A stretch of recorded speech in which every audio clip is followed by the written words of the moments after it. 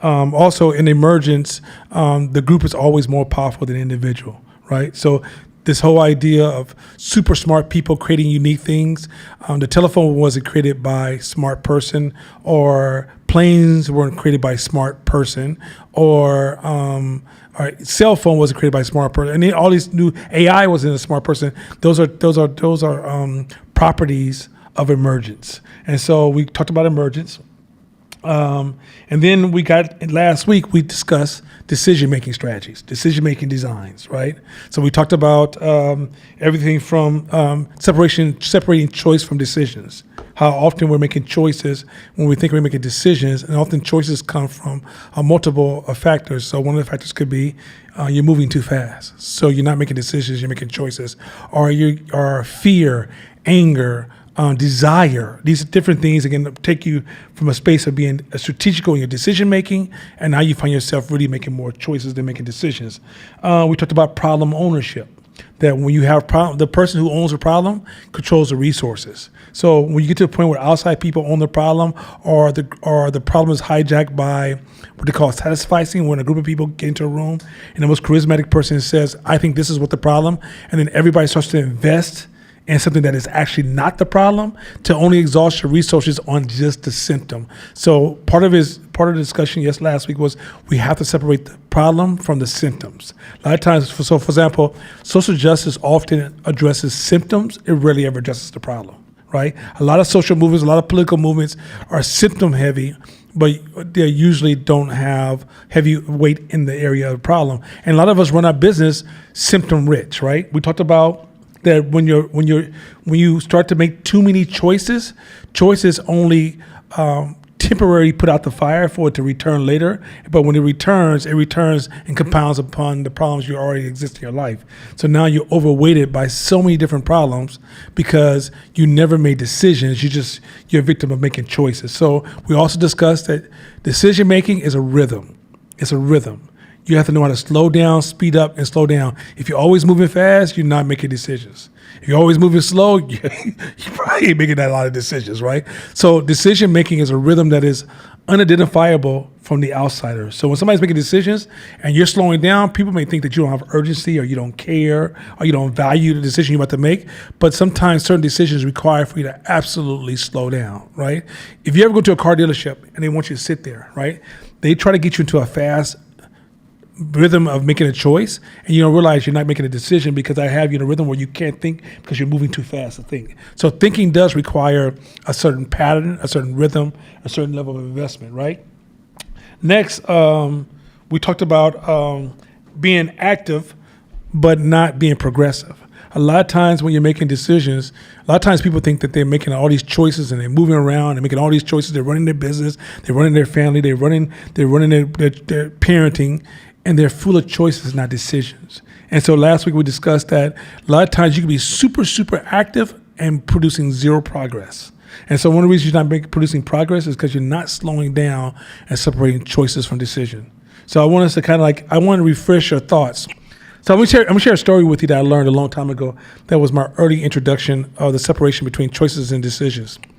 It was this group of wise men were walking towards a river, and they saw a group of young men in the river saving women and children because these children were drowning. So there's like four young men in the water, and they're just saving people one at a time, and they're busting their ass trying to save people. So the four wise men walked up on the young men and said, "What's going on?" And one of the young men came out the water and said, "The people are drowning. Can you help us save these people from drowning?" So the four wise men looked, stepped back, had a conversation, came back to the young man and said, "No, we can't help you." Young dude said, "What do you mean you can't help me?" He said, "We're going to stop them from jumping in." So a lot of times the young men were making choices. The wise men realized they needed to make a decision. The young men didn't identify the problem. They identified the symptom, and the wise men saw the problem. You see the difference? So knowing how to separate the symptom from the problem will put you in a situation where you're busting your ass, but you're yielding no results because you're too symptom heavy and not problem aware. So those of you who may have missed that class last week, go back and revisit that class, because we really got into how to identify a problem. We also got into mistakes and how to show to managing mistakes. If you're in business, you're going to make mistakes. But do you know how to show up to mistakes, manage mistakes, and become aware of the recoil? So when you first experience a mistake, you have a tendency to recoil into a space of fairness, right versus wrong, self-guilt, self-shame. And what that does, in that space, you're not equipped to make a decision. So at that point, you have to let the process, you need to go through the process. A lot of times it's because when we came up as children, we were often shamed for making mistakes. So as adults, when we make mistakes, we go into self-shame and we recoil. You have to be able to permit yourself that recoil space and say, I'm recoiling right now. Pause all decisions I'm about to make. Don't give the person a call. Don't call, try to apologize. Don't do anything. Process it, reach out to other people that can actually give you deeper insights. And then what happens, your brain will come out of that space and realize the mistake is actually an opportunity. But often we lose opportunities that come from mistakes because we go into a self-shame space or a recoil space that puts us in a position where we're no longer qualified to take advantage of our mistakes. So sometimes mistakes are opportunities for us to gain an opportunity. But because a lot of times mistakes are tied into, we had this idea, this linear idea that we were going to go from A to B. And something happened when we should have actually went A to B and a half to C minus to get to actually E, right? But we were so focused on getting A to B. When something happens and it goes wrong, we automatically go, okay, this is wrong. I should have did this. I should have done it. You get into should space, which should is a cognitive distortion. And now you feel bad, you feel guilty. And if you rush too quickly to respond, often you will set yourself back and maintain your relationship to A to B, as opposed to finding that there's an opportunity of A to E. Because if you just take the opportunity and go, wait a minute, I learned something, I can improve, but also I can actually reframe this and go over here and produce even a greater outcome. So knowing how to separate those values. So please go back and listen to those 3 classes are critical. I'm giving you guys some rich ass strategy. Like once you start to put this stuff together, and when you first hear this strategy, it's going to sit on the surface, and sometimes it's only trapped within the examples I provided in class. But if you sit with these ideas and these concepts, you're going to realize how powerful these ideas I'm introducing. And so today, go to the first slide. We're going to jump into diminishing and returns. All the way down, Josh. And so, we were wrong slides. She put his slides first because she's used to that. Yeah, go back. Let me see. Go after the break. Okay, next one. There you go. So we're going to get to the laws of diminishing and returns. This is another strategy class. This is a cold-blooded. These things I'm going to introduce to you guys is some cold-blooded shit. It surprises me that a lot of people sit down and say, I'm going to work on strategy and don't use these tools. I often say, what are you working on? Like, what do you hope to change? Right? Are you still relying upon magical thinking and serendipity? Right? And we talked about magical thinking last week, how you, at some point, when you get into poor decision making, you don't realize you're relying upon magical thinking. Like, for example, Black Lives Matter was magical thinking. You say, what do you mean? What were they going to change, people? Let's say we gave Black Lives Matter $3 billion tomorrow. What did they do? That's magical thinking. What you're saying is, if we just continue to pour money in this thing that we think is a solution, that we don't own this, we don't own the problem, we don't own the solution, we think they own the solution, and we hope by giving them money to this magical process, they produce a solution that magically changes Black people's condition. You see that problem with that? Where you can actually draw those lines and build strategy around that. And later on, I'm gonna get into gamifying, which is anytime you design a solution, you also have to design anti-gamifying solution to go by the side of it. What do you mean anti-gamifying? When you design a solution that you put into the wild, a group of people are going to benefit from it, but a group of people are going to try to gamify it. And if you don't think about the gamified portion of whatever strategy you introduce, you may actually have more negative outcome from a positive idea than positive outcome from a positive idea. So in order for you to protect a positive idea once it goes into the wild, you got to think about what are all the possible ways people could gamify this, and then how do I design a system to protect it from being gamified? So for example, let's say you gave $100 million to East Oakland right now. there's a group of people are really going to use it. Let's say Tone is the author of that $100 million. Let's say Tone was born in East Oakland, and a portion of his family's going to receive the money, but he knows people's going to be impacted by it. The problem is that Tone's going to have a charismatic, limited angle of why he thinks this is going to work, right? What Tone won't see is cats that live 3 blocks down who don't give a fuck about what Tone's saying, and as soon as that money come through, they try and get a lick. They don't care about nothing. They will sell their mama for that money, right? So as Tone designs that, if he just gives that $100 million to East Oakland, and then later on there's an audit to find out that 30 or 40 people use that money for personal interest and abuse the funds. The problem was that when Tone gave up the money, he didn't design it to say, what are the ways that people will possibly gamify this, and how do I design systems to protect the positive outcome I'm trying to achieve from the people who are naturally going to gamify this. And it's not because they're good or bad. It's just that people have different motivations. I always know that. So it's not that there's no one motivation for nothing. I don't give a fuck what you believe in. There's no such thing as one motivation. So anytime you put something in public, if I'm just trying to feed myself at all costs, and you're trying to build a house at all costs, we have two different motivations. So a lot of times I'm not trying to be evil or negative. I just have a different incentive direction than you, which means I'm going to work against your incentive, which means I may compromise everything you're trying to do. So it's learning the concept of gamifying. Y'all ready for laws of diminishing returns? Any questions before we jump into this? We good? By the way, it's nice to see all these black men and Jewish men in the house today. I got you, Josh. I love you, boy. So yeah, let's get this going. Bisha, you ready to get down? All right, let's get into this. This is a dope ass concept. And my goal is in 1 hour, when I turn this microphone over to Court, I'm done. So y'all ready? By the way, I'm going to leave. When this class is over, I don't want this to come off all Hollywood and like I got a big ass ego. I'm out. So I'm going to throw my peace sign and I'm going that way. All right. So ready?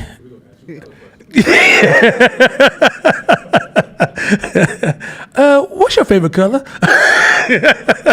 All right, ready? You ready, Shabisha? Yeah. Let's do this shit. Laws of diminishing returns. Yeah, that's funny. When we put more effort or resources into something, we usually expect to get more out of it.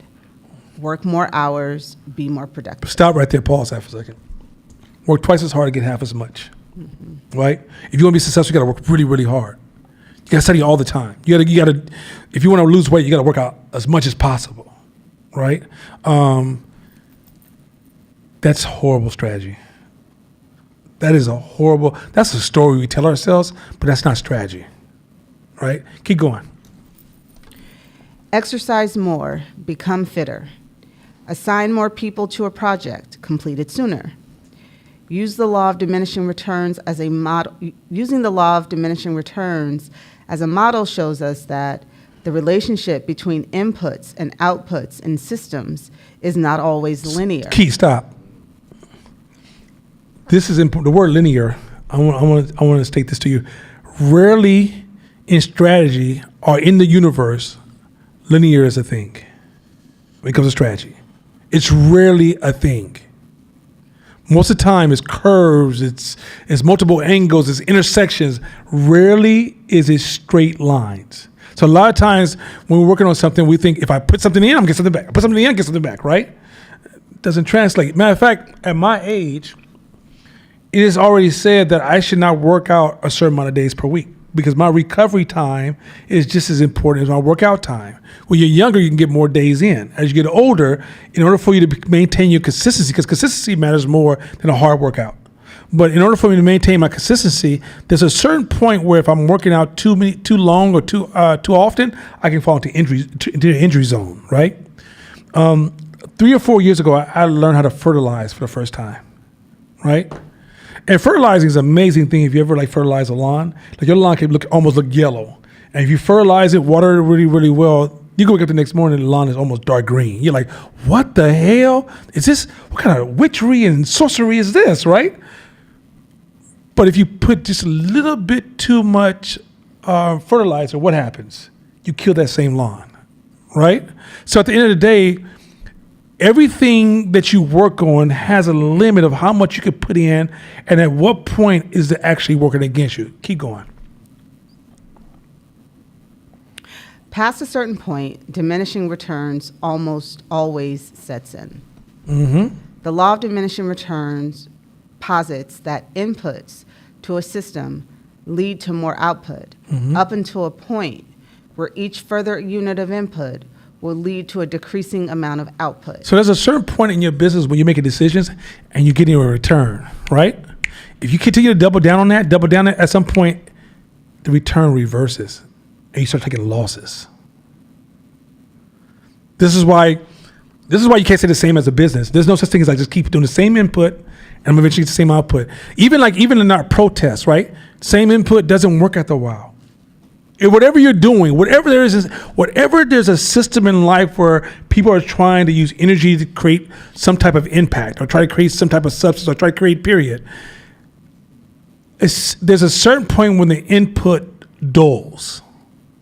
So to become religious about your input or to become overweighted in your legacy of how you used to do things or how people used to do it before, at some point that fails. And if you don't know that's a thing, you just continue to double down on, this is how I got started, this is what I've been doing all these years, this is why it's always worked. And then or let's say you're employed at a job and you do the same thing every day and you're doing a really good job and you praise the first 3 years. The next 2 years they tell you trash. What? Do the same shit. Because at some point, whatever you're doing is going to have a reverse effect. Let's keep going.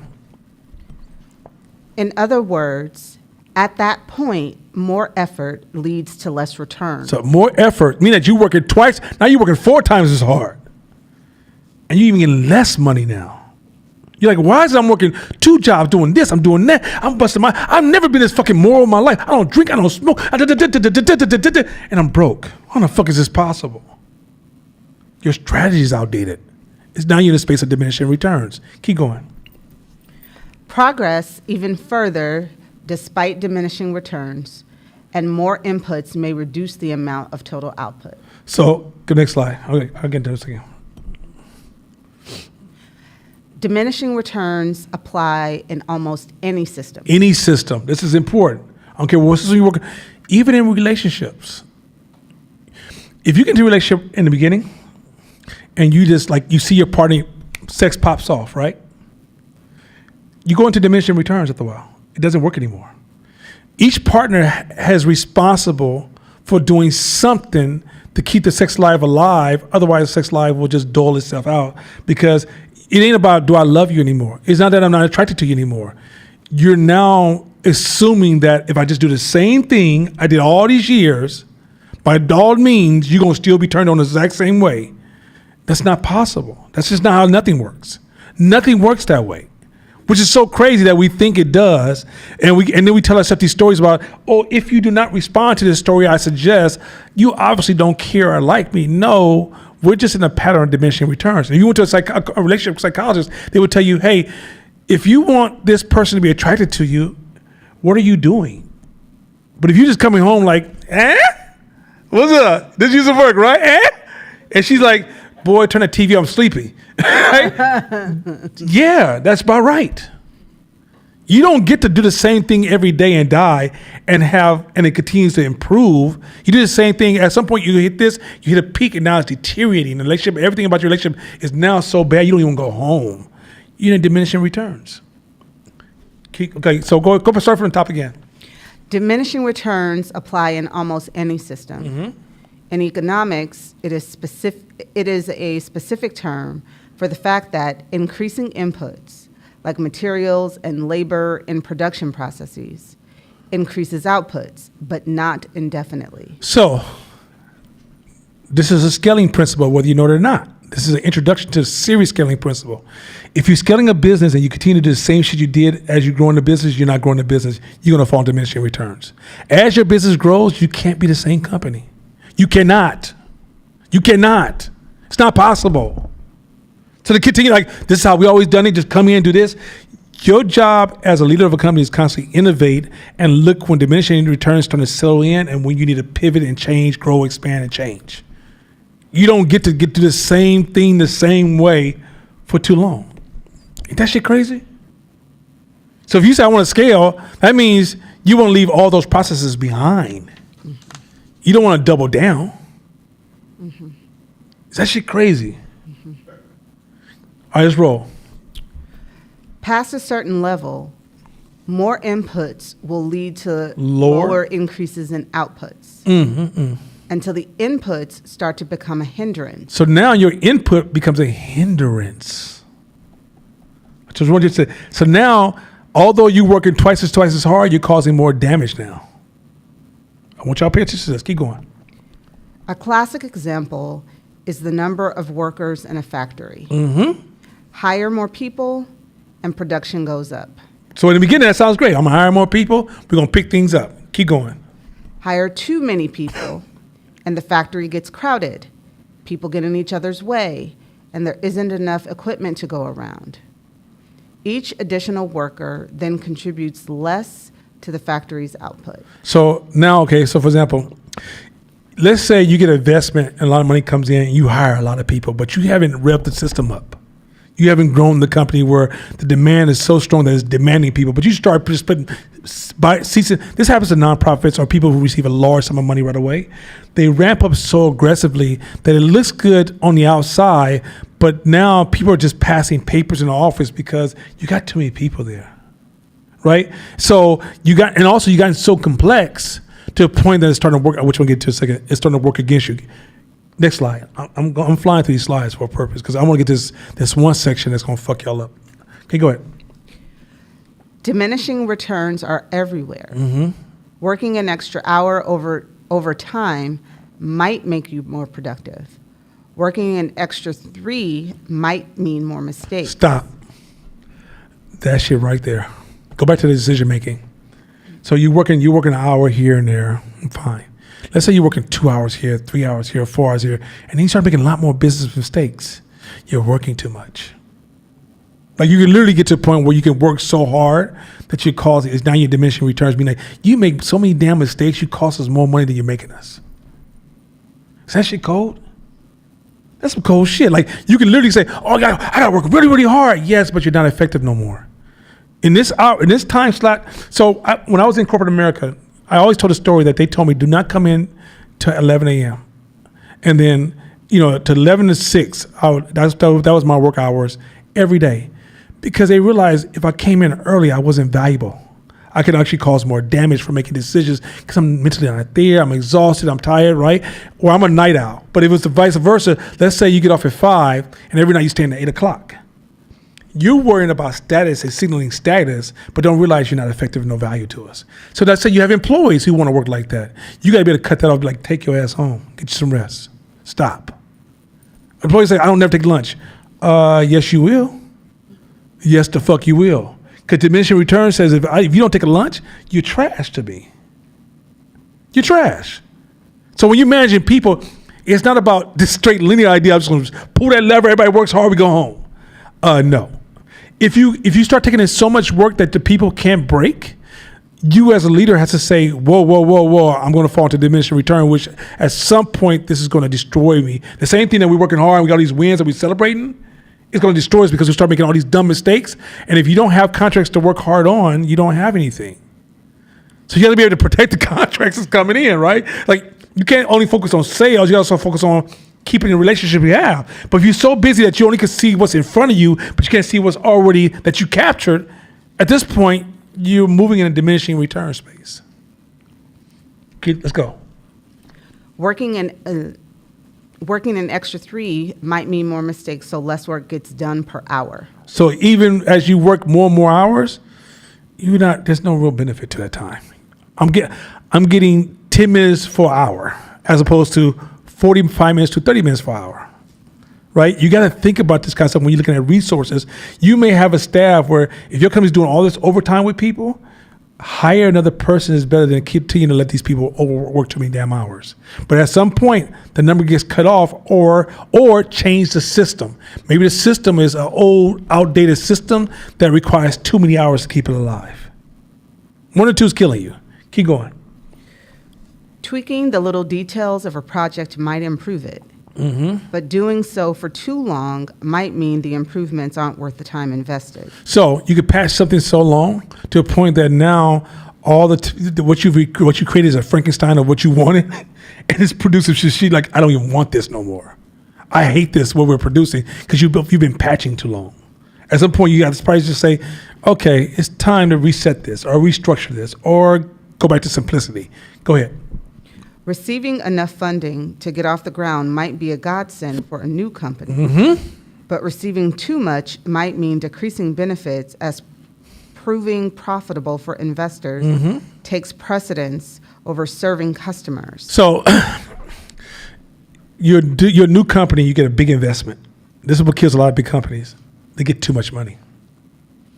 Now the energy goes from customer to, oh shoot, investors. And then once you focus on investors, then this is why a lot of big companies who have a lot of money produce dumbass technology. It's not because they're bad people. It's not because they're unintelligent people. The inertia of the money is changing, because I'm going to teach this in a couple of weeks, because the incentive is going to take me 2 or 3 classes. But you have to pay attention to the incentives of your company. Where are the incentives at, right? And even though you may say, I want to go from here to across the streets, but the incentives is forcing people to go to the backyard, don't be surprised that everybody says, yeah, we'll go across the street, and then you close your eyes and you realize they're all in the backyard. You're like, what? I just said across the street. You're not paying attention. The incentives have more voice than you have. So if you're not paying attention to this design incentives in your company, you may wake up one day and realize that what you're asking for is not what you're getting. It's because the incentives are in the wrong direction. Let's roll. When you're learning a new skill, early practice sessions have a huge impact on your abilities. Then subsequent hours of practice lead to diminishing improvements in performance. So you can practice so much. We say practice, practice, practice. We know most of y'all are not practicing that much, right? But there's a point where you can practice so much to that now you're having a reverse outcome. I read all the books in the world. That's your problem. I'll tell you all the time, and that's your problem. You actually have a reverse effect. Keep going. The law of diminishing returns teaches us that outcomes are not linear. They're not linear. And not all inputs to a system are equal. Often we focus on the trivial at the expense of the meaningful. Ooh, so okay, let me kind of explain this a little bit. When you're focusing on maintaining a system of like input, this is what we do all the time. You can move your company's thinking power to pay attention to the trivial, and underinvest in the meaningful things that can actually move you forward. Because you're really caught up in the inertia of maintaining a system over adjusting for the outcome. You guys get that? Does that make any sense to y'all? So you get to a point where you're just so busy, like if you've been doing this all these years, right? The world's telling you should go here, but this is how we do it. This is how we do it. This is how we do it. This is how we do it. This is how everybody else does it. This is how everybody else does it. So now you start focusing on, you know what? I got to fix this. I got to tweak this. This is not running right. This is this. And you're not putting all your mental energy, all your smart people are focusing on these symptoms, and they can't focus on the meaningful because you really don't see that what you're working on has a low return. And the things that can give you a high return, you're not putting the energy in that direction. So you can get to a point where you're more trivial than meaningful, but to the outside world, you're busy and you're intelligent, you have a big vocabulary, you sound really important, your ego's on 10, and yet your bank account says, why are you here? That's the cold shit. This shit is such a cold-blooded one because when I see people managing systems, they fall in love. I don't fall in love with no system. You can't fall in love with any system you build. Once you fall in love with the system, you go fall victim to diminishing returns because your romanticism is going to hold on to it way longer than you need to hold on to it. Like, I remember when I was younger, I used to love old school cars, right? So I'd be like, I'm going to buy this car. I'm going to keep it for years. I don't want a car past 2.5 to 3 years. I don't want any car, right? Because cars are getting better. I don't want the old shit. Right? But when I was romanticizing, I would be like, I'm going to buy this. I'm going to keep this. I'm going to hold on to this shit to become a classic. You can keep all your goddamn classics. I want shit that talks to me and remembers my motherfucking name and says happy birthday on my motherfucking birthday. I don't want that shit y'all driving, right? That's because, and so what happens is then now your cost of keeping that vehicle has increased because of cost of maintenance, cost of repairs. Your gas usage is crazy. You're doing 12, 13 miles a gallon in your little hot rod. And then I'm sitting there going, and you're like, man, I'm always broke. I'm looking at you like, well, let it go. Let it go. What did she say? Let it go. But instead, you can't. Why? Because at the end of the day, you're caught with diminishing returns. The black community does this shit all the time. We hold on to shit that's like, it has no value. Let it go. Nothing's meant to be valuable. There's nothing you do in a system is meant to be valuable all the time forever. Let it go. Go on to the next. Like, you got to realize that you're on a journey. You're not planting your feet to build. I think this lady said, to live a life of passion or live a life of security are both illusions. Neither one is real. They're both illusions. So you say, I'm going to live a life of passion. Illusion. I'm going to live a life of security. Illusion. You're on a moving journey. Every time you try to hold on to something, you find yourself, victimize yourself to diminishing returns. Even when your child grows up, right? You want to hold on to the way they were when they were 10, 9, 7, 6, 5, 4. Often you'll underserve their teenage years. I won't even see them because you're going to show up as that old parent, diminishing returns. You have to start saying to yourself, if you have a little young one, okay, who am I going to be when they're 10? Who am I going to be when they're 16? Who am I going to be when they're 21? Who am I going to be when they're 30? Because you don't get to be the same person. Not with them. In nothing in your life. Your relationships, your business, anywhere you go, none of this stuff. You can't keep practicing the same old strategies and expect new outcomes because at some point, those strategies have hit the point of diminishing returns. Let's go. Often, we focus on the trivial at the expense of the meaningful. An extra worker in a factory with 10 employees is not equivalent to an extra worker in the same factory with 100. Totally different. An extra hour of work at 9 p.m. is not the same as an extra hour of work at 9 a.m. You guys get that? Okay, keep going.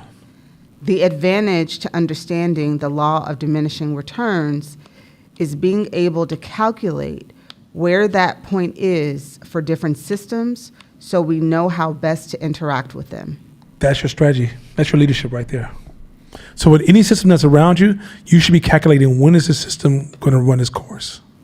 All systems. If you ever get to the point where like, this shit is working, I'm going to just double down. That's a voice of a fool. What you say is, this is working right now. Don't get hyped. That's why you don't have a place for ego. Ego will tell you, I'm on top of the world. You'll go out to the next party. You'll put your Gianni Versace on. You pull up in a clean ass car talking about, yo, what's up, y'all? You know, I'm doing big things. You don't realize you're about to fail because you're about to hit diminishing returns because you're not changing anything. This is why you can also, when you're busy working next to your employees every day, you won't see diminishing returns. You're so busy and caught up, you're almost being hypnotized by the system as if this is what, just keep doing this is working. And when those paychecks come in, you're like, whoo, whoo, whoo. And at the end of the year, you put up your accounting software and realize, I made less money this year? Why'd you make less money? Because you started to double down because you've been victimized by being in the work every day, that the work started romanticizing that it's working because you thought being busy is progress. And as we talked about last week, being busy doesn't mean you're progressive. So diminishing returns mean you have to be able to step back and see this strategy. This is not a strategy while you're engaged. If you're working next to your employees, you'll never see this strategy. You have to be able to step back and go, that's not translating anymore. Those numbers not working. And when you change it, nobody around you gonna think it's gonna be like, everybody's gonna be like, why are we changing? I thought, man, we've been doing this for years. Like, was it the NBA's moving from TNT, right? NBA understands TNT ain't over forever. Charles Barkley is not gonna live another 30 years. So at the end of the day, it's like, we gotta go to wherever's next. And unfortunately, we love what happened in the past. We just don't get to stay. That's called diminishing returns. So when you're making those moves, you're going to disappoint a lot of people going, like your employees, like, I thought we was going to this promised land. Well, that promised land don't exist anymore. We're going over here now. You know, and you're going to have somebody in the public like, man, I used to come here every day when I was younger. I know, but I can't stay here no more. Now, if I'm growing this company, you're going to have to constantly change. There's no such thing as always staying the same. You might even kill a portion of your company and go into something new, and people are like, what are you doing? Because that company's ran its course. And if you don't know that, a great employee usually, a great artist, if you have an employee who's a great artist, they usually only have a 10-year span. Then they start to hit diminishing returns, where they're no longer valuable to the company. Are you prepared to let that go? Or do you have this moment like, you know what? You're my family for life. I'm going to keep you around no matter what. If you're not changing with me, you're not evolving. Now, if you have an employee that's evolving aggressively and like literally every 3 years there's somebody new, totally different. But if they started hanging their hats for all their past wins, watch how those wins deteriorate over a certain period of time. And it's not because the person is dumb or ineffective. The principle of diminishing returns is greater than you. Remember, these principles I'm teaching are greater than you. I don't give a fuck what your feelings are, what your little fucking emotions are, what your fucking little beliefs are. These principles are, remember I read that biblical scripture that says many of us will over prioritize what we see over the things that are invisible, and the things we see are temporary, and the things that are invisible are forever. That's me paraphrasing in the most simplified, non-art version of being a preacher. But in my paraphrasing, a lot of us are still moving on systems we see, not the systems we don't see. Laws of diminishing return is going to come into existence whether you see it or not. Right? It's going to have an impact upon you. You can feel what you want to feel. You can romanticize. You can tell all the stories you want to tell. You can talk about somebody who did something in the past. What you don't see is that, like, Apple can't be the same Apple it was 10 years ago. I'm sorry, it can't. Like, the evolution of any company that's going to stay around, it just can't. One of the companies that did really good was General Motors. General Motors, I think, been around hundreds of years. I think it was General Motors. If you watch them change, they move like this. Why? Because they are adjusting to diminishing returns. Companies who say this is how we always done it, they're gone. They're gone. They're not here. They're not here. And if you're 20 years younger than me, there's some company you're looking at right now that's doubling down. This is how we get down. They're about to die. Even McDonald's is changing nonstop. McDonald's is not the McDonald's I grew up with. McDonald's is like, yo, we got to survive. Diminishing returns. None of this shit lasts forever. Everybody gonna eat those same burgers and fries every day. I would not be surprised tomorrow McDonald's is the health food capital. I just read something that said more companies filed for bankruptcy this year than since the 30s. That's crazy. That's crazy. So that storytelling that we use in business, how we tell stories all the time, be careful of those stories. Because the stories will make you hold on to this shit too long. You got to look at the numbers. If you pay attention to the numbers, you'll say, this is deteriorating. I've had 3 years of deterioration. Time to dump it. Not, yeah, I'm going to try to bring it back. Bruh. Reinvent it, but don't try to bring that shit back. Keep going. I didn't we finish that slide. Did we finish that slide? Go back. Yeah, go ahead. The advantage to understanding the law of diminishing returns is being able to calculate where that point is for different systems so we know how best to interact with Yes, okay. So you calculate. The key word is knowing when to calculate when it's time to move the fuck on. Next slide. Okay, this is cold concept. Say it, read it for me. What the wise do in the beginning, fools do in the end. Quite often, so let me explain this. This can be explained multiple ways. What Warren Buffett was highlighting was this. Quite often, a lot of people won't calculate the best move until the move takes off. Then they jump in, but by the time you jump in, it's already in a space of almost getting diminishing returns, meaning that you don't get a chance to capitalize on the system. So, for example, let's say a new trend is taking off, right? It's an excellent time for you to invest, capitalize, or start a business, right? But you just sit back and wait. And as you wait, it takes off and gains momentum. And people are taking chunks of money out of it. Chunks. And then you wait to get comfort. And you then decide to engage. And in the end, you don't get the same resources, right? Or, here's the other concept.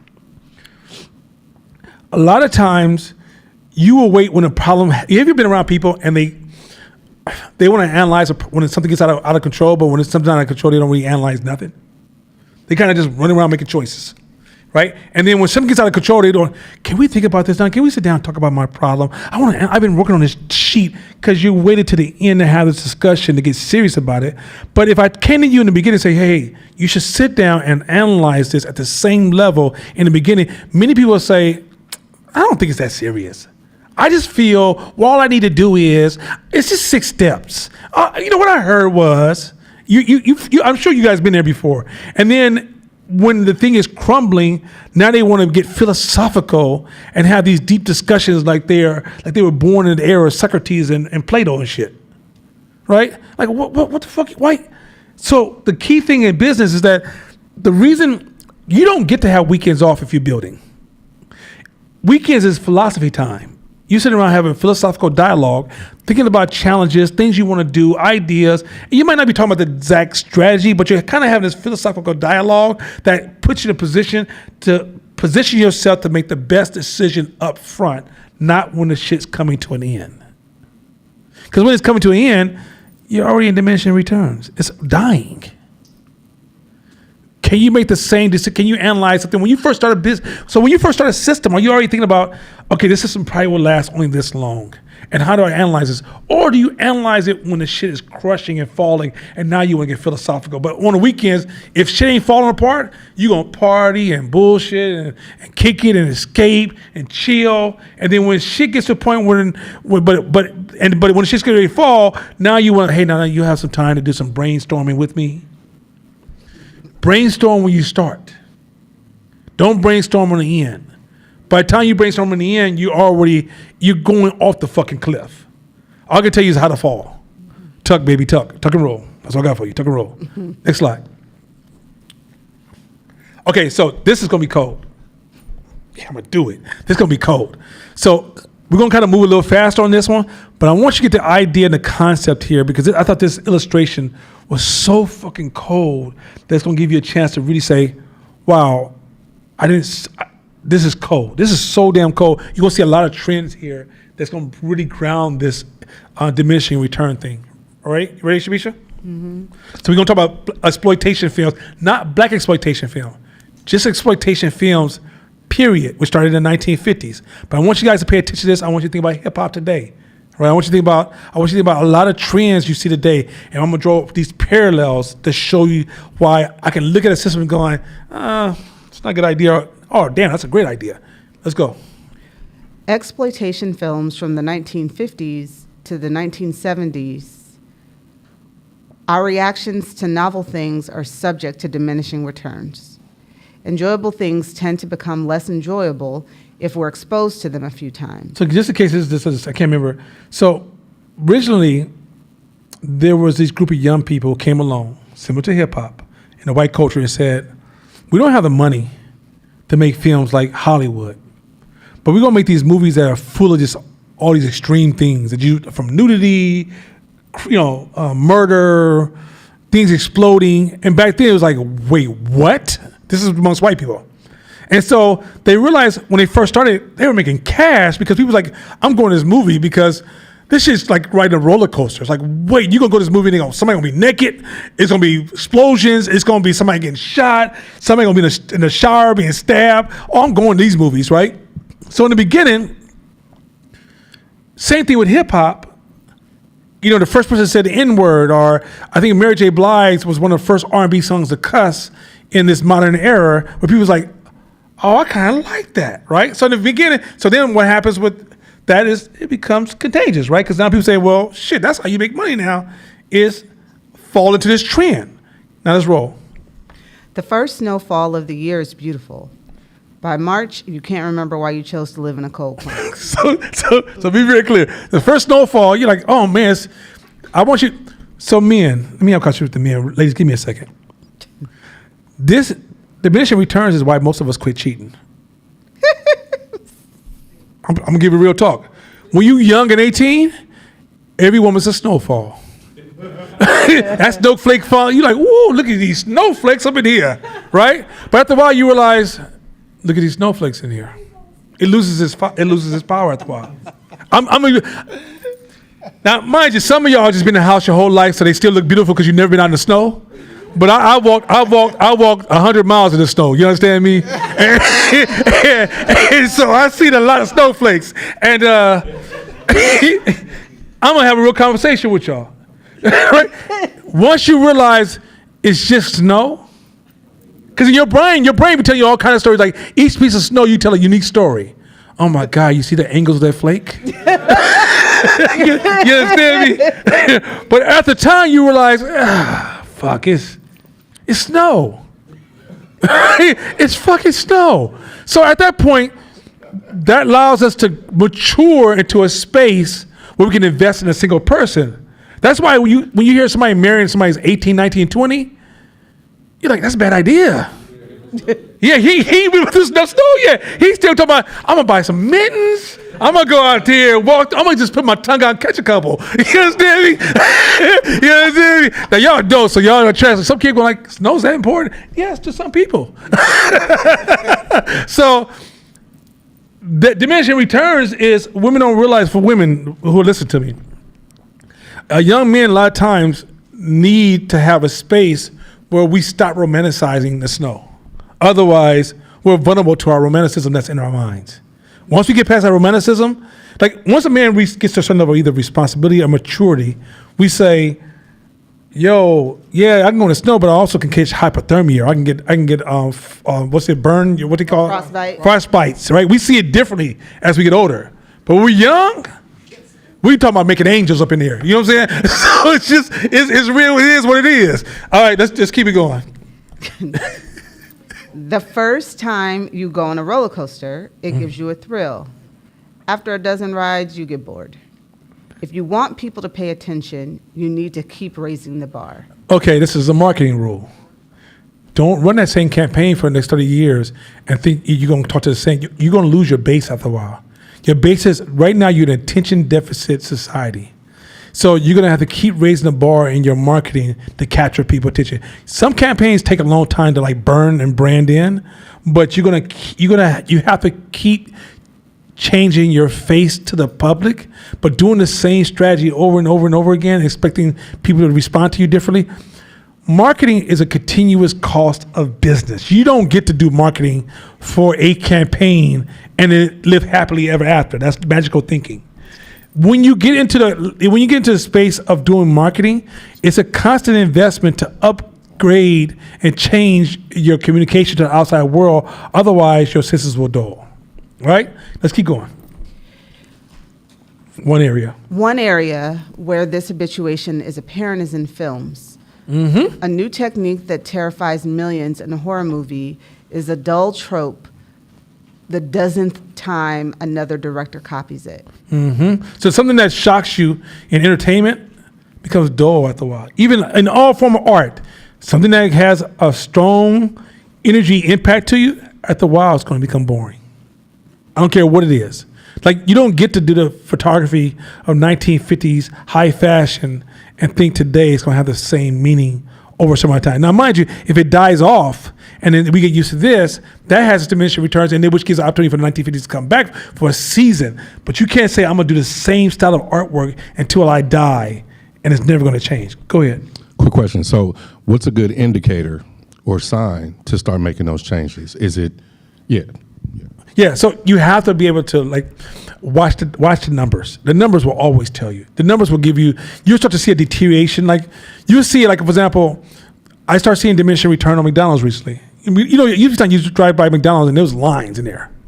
You drive McDonald's almost every time you can see the menu clearly. You can always see a cash register down. You drive by, nobody's in there again. Right? You can see, I saw when Sears was diminishing return, you start to see it. The rhythm where people were putting their interest at, what people were into. I saw when SUVs became more important than cars, right? Now I'm starting to see how SUVs are starting to hit the diminishing returns and cars are starting to make a comeback, right? Everything has a trend. There ain't no such thing as keep doing the same shit or just keep following the same trend or running your business the same way. Keep going. A film that kept someone awake at night when they were a teenager might end up being something they show their kids on a weekend. That's an honest to God truth. Go ahead. A powerful advertising campaign might seem quaint after it becomes a convention. Mm-hmm. By looking at the history of exploitation films, we can see how the mental model of diminishing returns makes us nonchalant about things that used to provoke a reaction. So another thing too is like, so let me be very clear on this strategy. When you first start a campaign and no one's seen it, it may take a long time for people to see it. So you may have a campaign actually existing a while for 3 or 4 years before it actually takes off. But once it takes off, you need to have a plan for the new change. Like, there's no artist that's ever came to existence. Like, okay, Kendrick Lamar is at the top of the game right now, right? He won't be at a certain point. Diminishing returns. Unless he just continues to evolve. So when you see somebody like Jay-Z who lasted so long, or somebody who lasts a long time, that's them adjusting to the market. But an artist who try to do the same style, have you ever went back and watched rappers from the 90s try to rap today? It's like, it feels so bad. It's like us. I mean, outside, I seen Rakim still can hold it down, right? But a lot of artists, when they come back, you be like, stop. You like the old man trying to rap. It's not that the old man trying to rap, it's that they hit the diminishing returns and it didn't evolve to who are they going to become next. Where Will Smith started off here and he's way over here, right? You don't even think about Will's. Same thing with Ice Cube. Ice Cube was gangster rap, revolutionary rap. We be popping. Forgive him for that. Movies, are we there yet? Basketball industry. That's him avoiding diminishing returns. Where if he was still trying to be gangster rapper, not a good look. Not a good look. Go ahead. Did we finish that one? Yeah. Okay, good going. Okay. First of all, what exactly is an exploitation film? Let's do this. The simplest definition is a film made with the intention of getting as many people as possible to buy tickets without much regard for aesthetic or cultural merit, or for edifying audience. Okay, what does that sound like in our culture today? Everything. It says without much regard for aesthetics or cultural merit. Hip hop. A lot of shit that we're living with right now is in this rhythm right now. Keep going. Exploitation films capitalize on whatever viewers find titillating, often profiting from societal trends or moral panics. So once again, profiting from what? Societal trends or moral panics. So this even goes with social justice. Everything around you, I mean, I'm talking about literally every part of our culture is in this loop right now, which is profiting from, say it again? Societal trends or moral panics. Like Sexy Red is a moral panic, right? What she said in that song, a lot of her songs are, but she's profiting from moral. That's a thing. I want you guys to pay attention to, like, once you know how these systems work, you almost know where to put your money at. You almost know where things are going. You know where to start your business. You see the trends showing up as opposed to you starting a business based on, when I was 5, I always had this good business idea. That shit been dead, bro. That trend's been gone. Okay, keep going. Virtually all have low budgets and tend to feature an unknown cast and crew. Mm-hmm.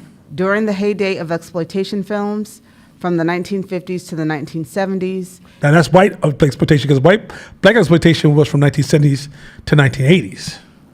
So just be clear, I want you to see this parallel that it ain't a black thing, this is a human thing, and there's trends that are greater than us. Keep going.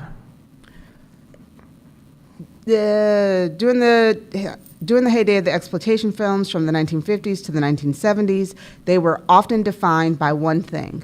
They featured what Hollywood couldn't or wouldn't feature. So is that hip-hop claim of fame? They won't do that shit on real TV. They don't really move like that. They'd never put this song in a real song. They'd never have us at this show, right? That's their claim. That's what makes them the money. Keep going. 1948, a landmark U.S. Supreme Court ruling declared that the big Hollywood studios were violating antitrust laws and could no longer remain vertically integrated. Mm-hmm. Around the same time, network television was taking hold, and theaters were looking for new ways to get audiences through their doors. Mm-hmm. Into the mix came the rise of youth culture, Pay attention. as entertainment industries began to cater more to the taste of young people. Mm-hmm. These three main factors laid the foundation for the exploitation film industry. So y'all be like, YouTube. how do white people know how to make all these moves? YouTube. They're not super brain, they just reading. You know they say you want to hide something from people put in a book? white people went through the exact same thing. You just don't know your history. If you know your history, you realize, oh, this is a thing. And so when the people in management, they just look at history and be like, oh, the next move is, and what human beings are going to gravitate towards, because at the end of the day, we are victims of a system greater than what we think. We're all ants following the pattern, but the only difference between an ant and a human being, we get to complain.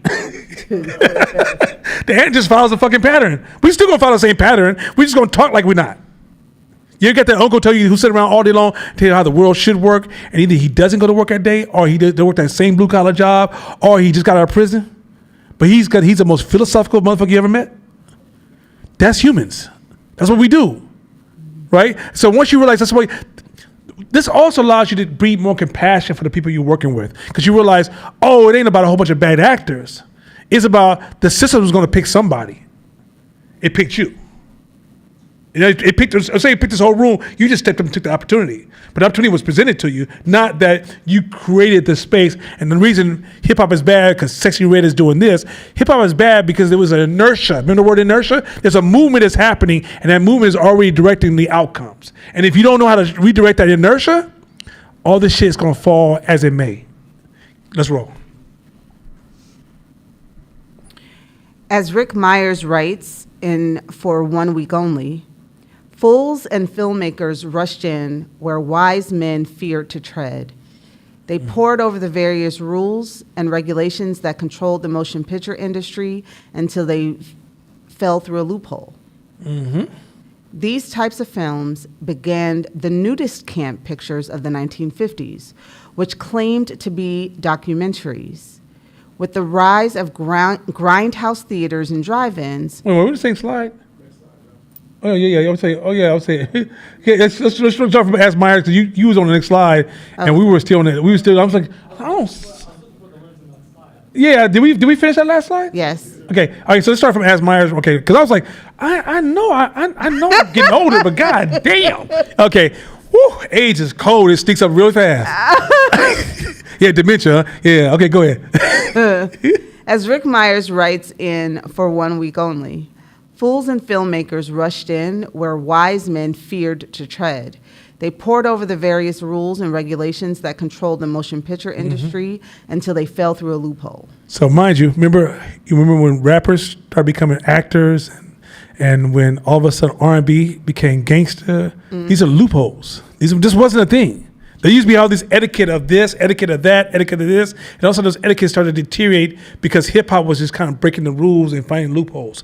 Let's roll. These types of films began with the nudist camp pictures in the 1950s, which claimed to be documentaries.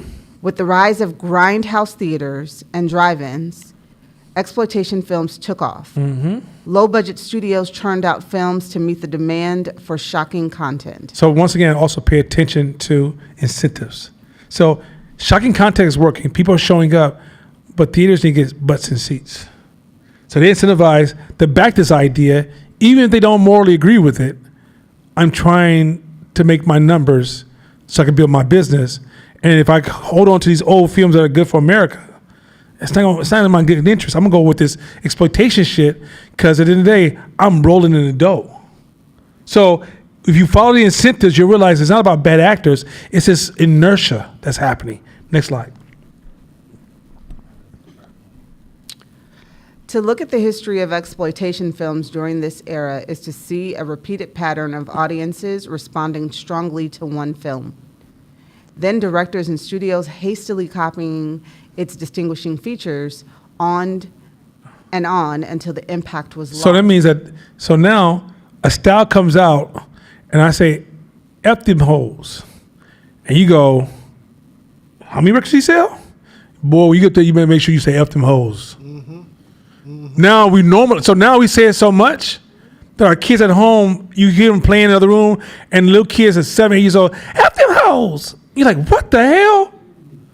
But that's how it's baking in, because it's this energy happening, it's this inertia happening. And it's happening because at the end of the day, it's like incentives is driving this conversation, not bad actors. It's very important to know this. Keep going.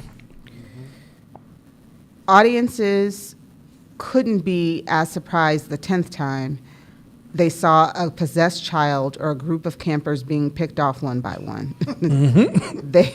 They needed to see more deaths, more graphic gore, more taboo subjects, more nudity. So this is America. Keep going. Everything had to turn up a notch each time, or diminishing returns sets in. So you see what I'm saying? This is why we couldn't have stopped at the way that movies were made in the 80s, the 70s, the 60s, and 50s, because the crowd was asking for more. It wasn't they were pushing it. You weren't going to spend it if I made another Friday the 13th, Friday the 17th, Friday the 18th. Like, God damn, son, I need something more. Go ahead. When I'm making not trying to keep you, but That's all good. based on what you're saying, doesn't that also mean at some point even the extreme stuff gets old, diminishing? Yeah. And sooner or later it will go back to, because what I'm trying It's to possible. understand- Yes, it is. Because if all this is in like, let's categorize it as like the gory, the negative, whatever, right? Then that means at some point, then that will get old. And then, for lack of better words, I'll just say positive. If something nice or positive, then why shouldn't that get picked up as like, We can't- did. We there's went no to more- that. there's no Hip more hop did that. extreme we can get with where we're at now. All systems have diminishing returns apply to all systems, which is 100% accurate in your assessment. Huh? Okay, which is accurate in your assessment. We went through that during the Public Enemy era, right? Everybody went pro black culture, and it ran its course. And then somebody came along and said, F the police, and NWA took it and ran its course, right? And then all of a sudden the country boys come on. So every time you see hip hop shift, you see the effects of diminishing returns kicking in, right? And so this BET award is peaking. And it's like people saying, okay, all right, we're getting. So as a culture pushes back, you can see maybe the next maybe 5 years from now, BET award down there being like the Grammys, because people are like, we're not having that no more. It's these rules, diminishing returns. Go ahead. To be in theme with what they're saying with film, in the 1930s to the 50s, only a couple of films were made a year, and they had the biggest stars, and all the resources went into those.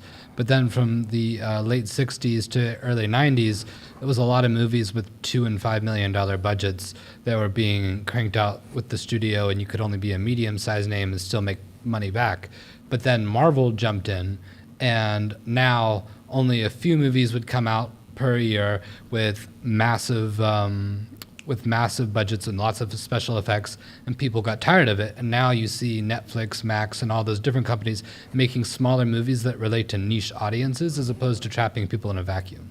Yeah, so that's so art is going to keep moving. So if you say I am a disciple of this style, now you're broke. But if you're a disciple of the art, you realize art is not going to stay here. It's constant. It's in constant movement. Go ahead.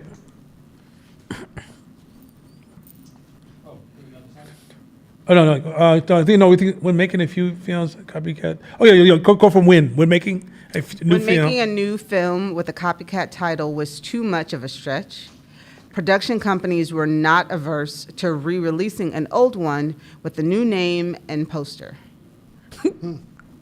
So real quick, let me show what that means. Die on a Monday, die on a Tuesday, dead on Wednesday. Wednesday was the final death, right? They were making the same films, like in hip hop, and we're constantly slightly changing the name, but it's the same style. Art does this all the time. Go back to Teddy Riley, the New Jack Swing, right? Mm-hmm. How many versions of New Jack Swing and artists was trying to change, but it was still Teddy Riley's New Jack Swing style, right? We're doing that today even. That doesn't change. So once an artist breaks the ground and goes, here's something new, then everybody it's gonna come right behind it. And that's the inertia and power of it's a copycat effect. Go ahead. It's very human, by the way. Any successful exploitation film would see its basic premise replicated ad nauseum until the effect wore off. Keep going, next slide. Makers of exploitation films had to keep coming up with new ideas to get a response. Any part of a film that got a reaction was fair game for copying. So anytime, this is what happens in hip hop. The reason hip hop continues to get more and more intense, Cardi B was giving you a reaction. Cardi B is almost normal now. Now, Sexy Red is giving you a reaction. Now, at some point, it may pivot, and she might be the peak, or it might go another level. But this is now look at the gangster hip hop today. It's real gangsters. It ain't cats talking about what's happening in the hood. The reason cats are killing stuff and killing each other in hip hop is because there were real ops out there rapping. Mm-hmm. So now we continue to ratchet up, and ratchet up. Keep going.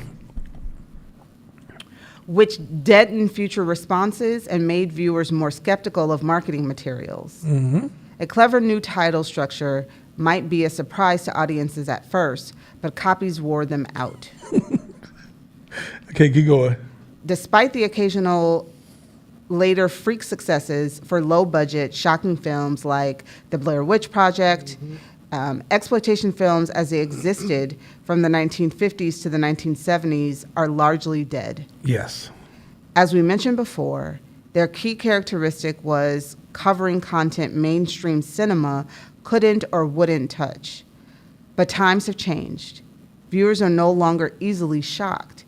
Fringe themes have been absorbed into the mainstream.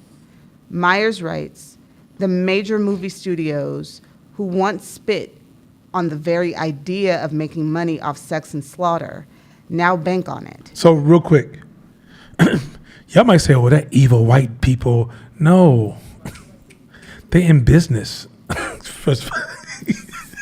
Josh snapped. So those of you at home, I said, y'all may say the evil white people, and Josh went. Okay, but I want y'all to see how, if you don't understand how systems are moving that are unseen, it looks like some people are masterminds that sitting in a room conspiring on how to destroy you. But you got to ask yourself, the reason I have a problem with accepting that, because if you understand the science of incentives, I don't see the motivation. It's different if we were a group that was threatening another group and they were inspiring to destroy you because you're a threat. I totally get it. But what they are inspired from you is to capitalize on your money because you spend $1.1 trillion a year. So as you become desensitized to buying the OJs, they realize, nah, we gonna need Chris Brown. And when you get tired of Chris Brown, you're gonna need a woman who looks like Sexy Red singing R&B. Because at the end of the day, so the industry is going to, these conservative industries like, name one, Fox or Warner Brothers or whatever, or Sony, they're going to continue to adjust to the inertia because they're victims of diminishing returns. Keep going. It takes much higher budgets to interest audiences, and with less censorship, mainstream films have become less tame and audiences more desensitized. So, as a matter of fact, you can almost know a movie. Like I've been paying attention to like some of the Netflix popular films for the last 5 years. They always open with these. Even there's a movie, there's a show about the black superheroes on Netflix. Super Sale. What's the first scene? A black woman gets shot in the back by white people. I got you. Well, if she just like run in and they just captured her and they dragged her bleeding on the ground past a young girl first, a young male first, right? You desensitized to that. If that same idea came out during the 90s, during Revolutionary, black folks been like, oh, hell no, shut that shit down.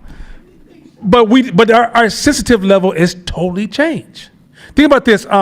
Arsenio Hall was attacked by Spike Lee and somebody else for not being black enough back then.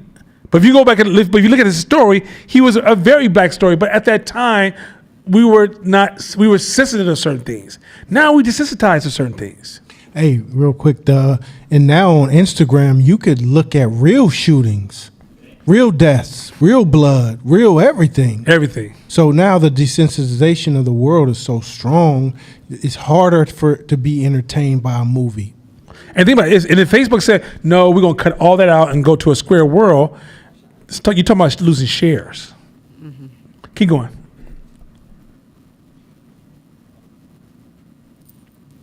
Rick Myers explains, exploitation films were the price we pay for, essentially living a lie. So again? Exploitation films were the price we pay for essentially living a lie. So for you folks who go to church, the cost we're paying is essentially the cost we pay for living a lie. Do you? Okay, I'm gonna hurt some feelings, but you know what? I am not the guard of your motherfucking feelings. If I hurt your feelings, realize you hurt your fucking self. Don't be blaming me with your soft ass. I don't got no time for your little emotional ass, punk ass ways. Anyway, listen. Most people in hip hop, you look like a lie when you're talking. You know what I'm saying? Because the other day, I'm just you are caricature. You're no longer even a human. No, I can't. A lot of cats who do all this shit, when you talk to them, get them behind the scenes, they're real. You realize, oh, you scared, or you confused, or you driven, or you successful, or you're a family man, or you whatever the fuck you doing. But as soon as the camera come on, yo, what's up, man? You know what I'm saying? I'm just down here doing my motherfucker. What is wrong with you? You don't realize you have to look like a lie to participate in the lie to be successful from a lie? Cold shit. Let's go. Once upon a time, many, Oh, wait, once upon a time, where you at? after living a lie, Huh? Oh, second sense, okay.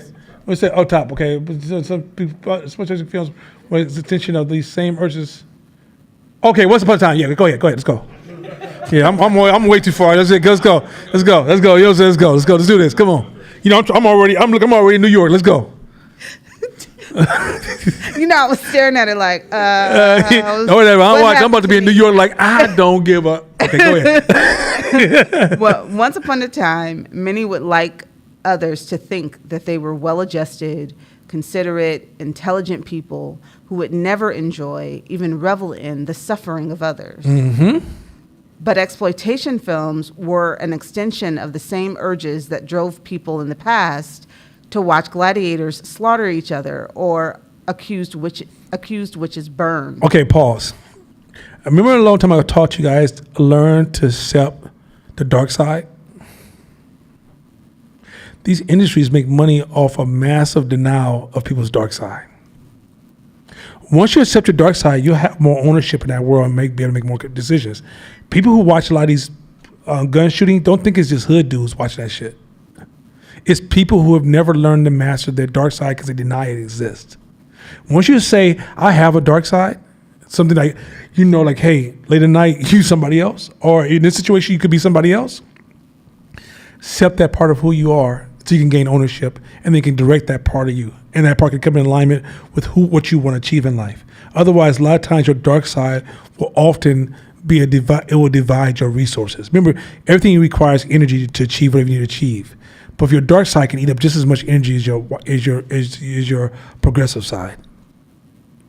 Guys, you with that? You with me on this? Okay, keep going. The films were an unabashed recognition of those urges, and thus they allowed one to receive the perverted pleasure of looking at a car wreck without the guilt of knowing the victims are real. That's what hip hop was all these years. I kill him up. I don't give a fuck. It gave you that sense of a perverted behavior, and you were able to go to sleep at night because at least you knew it wasn't real. Until it is. Next slide.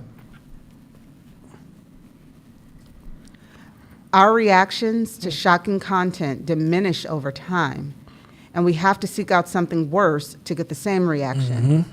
That's why exposure therapy can be an effective means of overcoming phobias. So that's how exposure therapy works. When they force you to see something right away, because psychologically it has a diminishing return. Where let's say you're scared of rats, and I put you in a room full of rats. Hell no. It's gonna shake up your whole system. But if you do it about 2 or 3 more times, you'll be able to walk in there and be like, get these goddamn rats out of my way. Because your brain has that same ability. Keep going. I mean, think about this. If you went to war today, if we had to go to war in this room today, at the end of that war, a lot of your things you do and don't like has changed. Because once you're out there, the first day you're out there, you hear bullets being fired, you pew pew pew, things hitting. You're like, oh, I need a psychiatrist. Be out there 6 months later, you'll be like, okay, just duck, y'all. All right, clear. Put this device up. All right, fire back. Like literally, it's gonna change. You're so adaptable as a human being that diminishing return will kick in, and you won't even sense it anymore. Let somebody live in a bad part of the neighborhood, really bad neighborhood. I'm talking about like y'all know crime is real. Y'all know the gangs they are real. They were walking back and forth to the store, skipping like it's nothing. We'll invite you to. I had a partner invite me to a birthday party in one of these like neighborhoods. I called him and said, "Motherfucker, you know what the fuck I am? I'm not fucking with you. I need to go home and see my kids." That neighborhood is real. Only way I'm sure that neighborhood is the car has a breakdown when I get there, and I need to be rough looking and I need to be wearing Pumas from the '80s with holes in that shit to get a pass on that neighborhood. Right? Oh, there ain't nothing wrong with this neighborhood. Diminishing return for you, it ain't. You used to it. I ain't. Shit. Okay, go. Shit, real shit. Man, fuck your party. Shit, tell your wife sorry. Anyway, go ahead. Oh gosh. Okay. Exploitation films may seem an unimportant footnote in cinematic history, yet they reflect the cycles culture goes through as the fringe becomes a banal part of the mainstream. Next slide. Exploitation films changed what we considered average in film. To produce content at the far end of the spectrum, films had to respond to continually changing standards. Diminishing returns is an interesting model through which we can explore why we become jaded by novelty and thus always push the boundaries to experience the rush of finding something new. That is, matter of fact, Corey Smith makes amazing clothes, right? His market is already, if he doesn't think about what's next for Corey Smith, there will be no Corey Smith because he's going to want something new. Remember I told you guys, I said, would you be surprised that by the time you're an old person, let's say if you're 30 right now, by the time you're 80, a lot of men are wearing dresses. It's possible. Yeah, because you're holding on to, your thoughts are already being victim of diminishing returns. Do you realize every speech that Malcolm and Martin gave is being victimized by diminishing returns? All their strategies, Elijah Muhammad's strategies, diminishing returns. It may have worked if you did it at a certain time. But as things change and evolve, march if you want. Matter of fact, I would almost argue that I will not be surprised that in 10 to 15 years, storefront businesses almost don't exist. That people are working in factories that are logistic plants, moving products to the customer and consumer, but no one almost goes to stores. And we're hanging out in these new places and there's new type of things. So now when you do a protest, ain't nobody out there to watch you. You out there protesting your old block and people got soundproof windows talking about, why is George out there with them signs with his cousins talking about we ain't free? That boy need to go home and get some food, something to eat. I'm gonna close the window so we can finish eating. We don't know what the world's going to be 10 to 20 years from now. But one thing I can tell you, if you're not adaptable, you will die. All right, next slide. Side note. This is powerful, y'all. Go. Diminishing returns and societal collapse. Why do complex societies like the Roman Empire collapse? Now, why did the Roman Empire collapse? Stay with this. Go. One theory, advanced by Joseph A. Tainter, in the collapse of complex societies, is that it comes down to diminishing returns. Next slide. Now listen to this. This is business. I want you to replace Roman's Empire with any business you're building. Go. As societies grow and develop, they become more complex and require more and more energy flow to stay intact. So as anything grows, it requires what? This is key word, more energy. Think about it. Energy is a currency now. So anything grows, energy has to grow with it. You can't grow something without growing the energy, right? But also with the growth of energy, one of the residue is complexity. Go. With increasingly advanced networks between individuals, more hierarchical control, Management, leadership, structure, teams, blah, blah, blah. Go ahead. are created to regulate these networks. More information is processed. There is more centralization of information flow. There is increasing need to support specialists not directly involved in resource production and the like. More complex societies extract an exponentially higher amount of energy from individuals just to stay intact than simple ones. At a certain point, the cost may exceed the benefits. The cost can exceed the benefit. Keep going. That the cost may exceed the benefits individuals derive from being part of that society. Keep going. When this happens, it may begin to disintegrate. Being complex no longer carries benefits, and it makes sense to return to a simpler level of organization. You ever heard when Republicans used to say shrink the government? Yes. And everybody's like, but you shrink the government, what about regulations? Because there's a cost outweighing the benefits. Sometimes your your system can become so complex that you need to go back to simplifying it because the costs will outweigh the benefits. Remember, if your cost exceeds your sales, you're dead. So sometimes you can start to grow as you're scaling and become so complex that your complexity is costing your company more money, more energy, more time, more attention, more resources, period. And you're destroying the company slowly. So at the end of the day, even California, as California get into all, look at the cost of being in California behind all the voting we created, for all the complexities, for providing all this oversight of government to the point that now is causing so much damage that they can't even solve crime. Literally, the governor's like, hey, I can afford y'all. I can let y'all use the CHP for at least a couple of months or something. But, hey, I don't know how the fuck you think I'm going to pay for it. Simplify this shit, partner. You see other states who are like moving smooth. They're like, yo, we kept our shit simple. Go ahead. I was in Texas last week, bro. Gas $2.77. Come on. We went to a high-end restaurant. Yeah. Big plates, $11. Come on, man. The smoothest, calmest, it blew my mind. Come on. Conservative. One of the people in this class from Chicago just moved to a red, North Carolina, red state. Everything's red. Man, the most polite people you've ever met. Mannerism. He goes. The mother said, in Chicago we lived in a good neighborhood, and I wasn't comfortable with my children my daughters going outside and play. She goes, now that we moved out here, kids, you don't go outside and play. He's like, it's safe, right? Sometimes we get so complex, diminishing returns, we have reverse effects. San Francisco, reverse effects. Oakland, reverse effects. So, and then the people who are doing the work are still relying upon, we care about people, we're liberals, we're trying to work in people's best interests, but that system only can run so far before it has a reverse effect. And honestly, that's why a lot of people are even entertaining Trump, because they're like, somebody needs to stop the system because y'all so moral that black people are trying to suffer more because there's morality. This social justice shit ain't working for us. This is bad. So there's a point when even a good idea becomes a bad idea because of diminishing returns.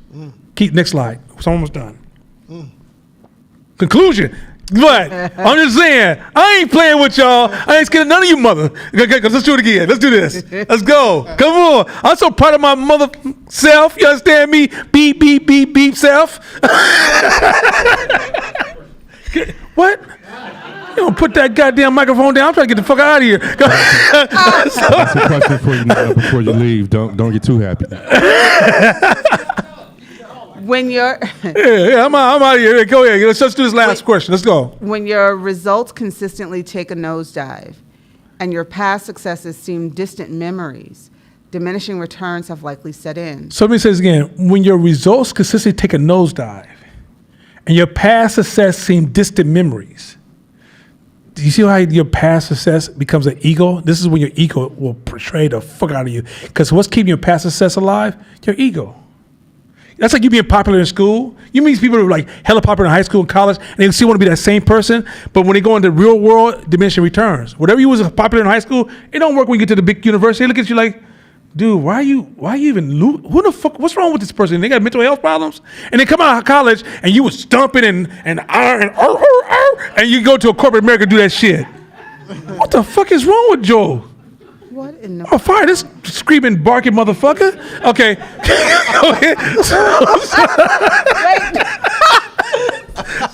So It's like it has to evolve. Everything has to. Can a fraternity and sorority be amazing? Yes, it can, as long as it's evolving with the growth. You don't get to stay in high school, college, your youth, your 20s, your 30s. The best way to be a great 40-year-old is be a great fucking 40-year-old. Stop being a 20-year-old, 40-year-old. Like, what the fuck are you doing? Now you 60, and you over here talking about, man, that last hip hop song was hella. This is why your kids think you were fucking weird. This is why your kids be like, Dad, don't know, you ain't come to my games. You good. I'm good. Go ahead. So go ahead. Let's go. Let's finish. I'm just my last paragraph, people. Let's go. We cannot expect that if we keep doing things the same way, we will always get the same remarkable results. This model reminds us that change is an essential element of moving forward. So change is an essential. If you say you want to move forward, the essential, not a nice thing to do, something you should do sometimes. If you say you believe in progress, you synonymously believe in change. They can't be separated. Progress and change are married. Yeah, some of us don't want to change, but want to be progressive. That's the funniest shit I've ever seen in my life.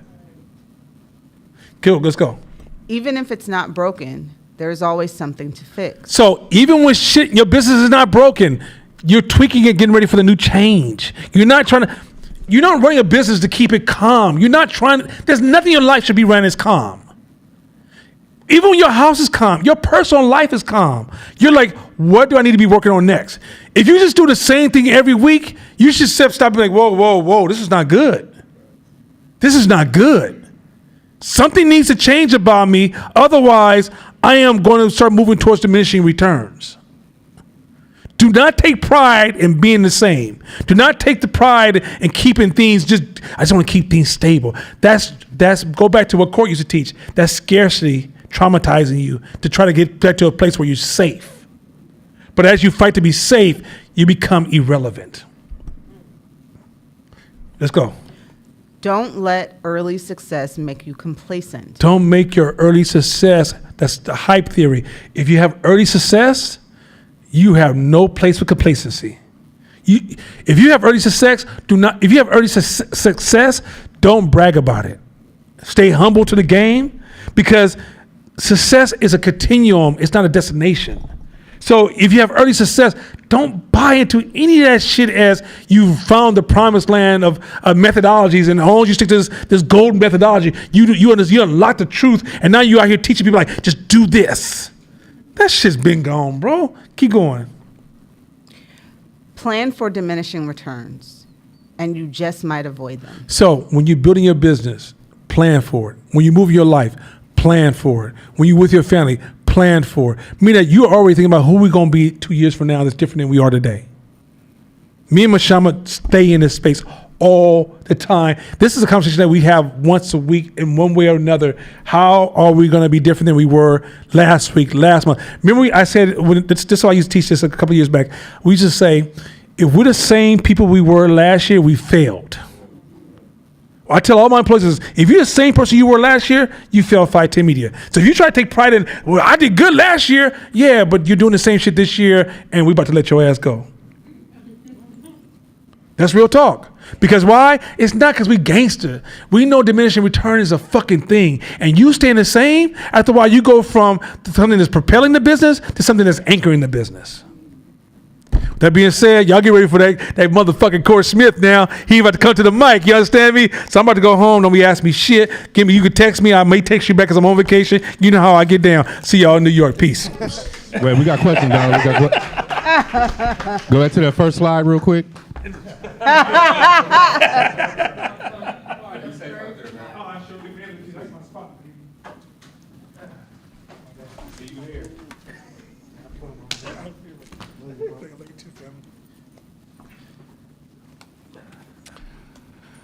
That was gangster. Now I know how you be feeling. You stole my stuff, Nana. You stole my stuff. It's a cold game.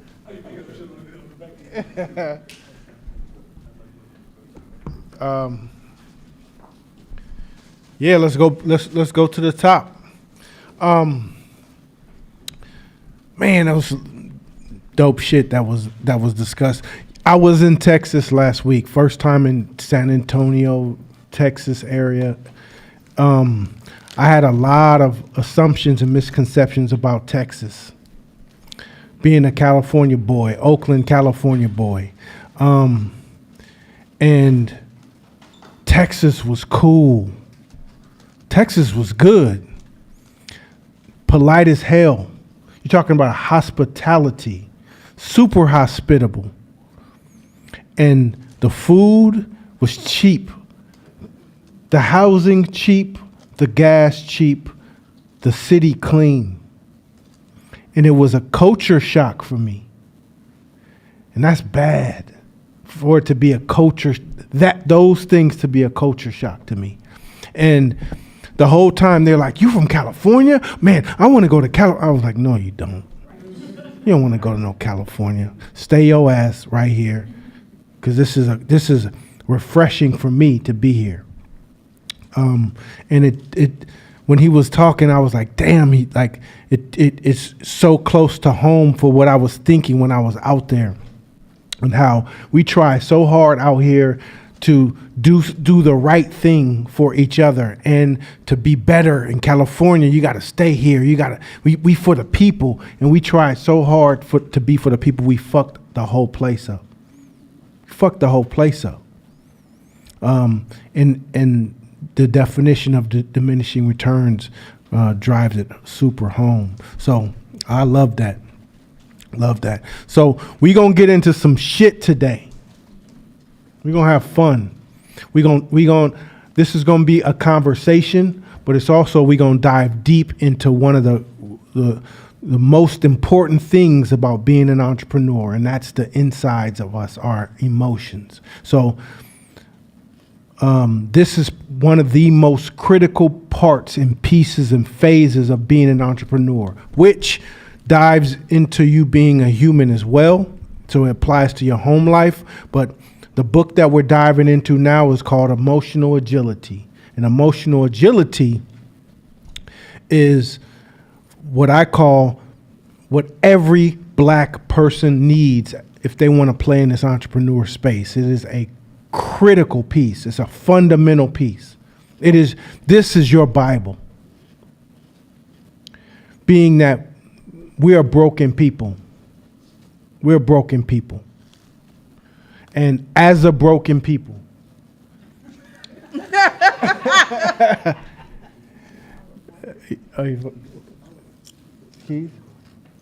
as a broken people,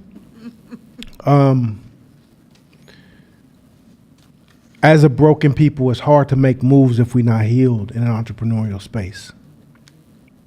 Do you guys understand why? No matter how high performer you are, if you haven't healed the emotional agility part of yourself, then there will be a point in time where you sabotage the hell out of that shit. So it's like building a beautiful castle, intricate castle, spending time building this intricate castle, all the fine lines and everything, but occasionally you got Tourette's and you kick it down. That's the thing. That's what happens. So if we don't get the emotional part down, then there's going to be a time where somebody got you fucked up. There's going to be a time where you was right and they was wrong and it's not fair and you lashed out. There's going to be a time where you're going to crash out, what the youngsters call it, right? Because and all of those things in your mind are justified. Well, it's not my fault. He was wrong. The customer, it was the customer's fault. All the reasons.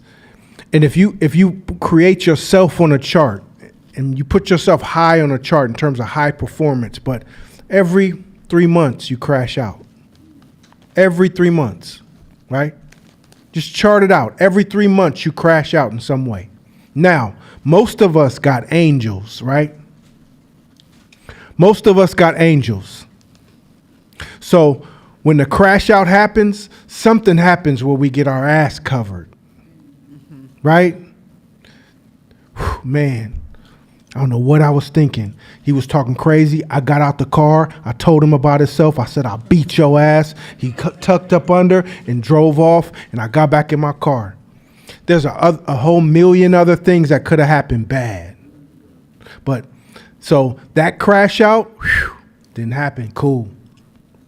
Every 3 months, something happens. We crash out emotionally.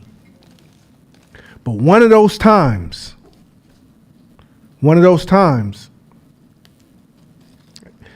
is going to be bad for you. Now, in business, it's different. Life, those crash out moments where you got protected or things happen for you in the right time, different. In business, it's different. Every crash out moment you have negatively affects your business. You start compounding because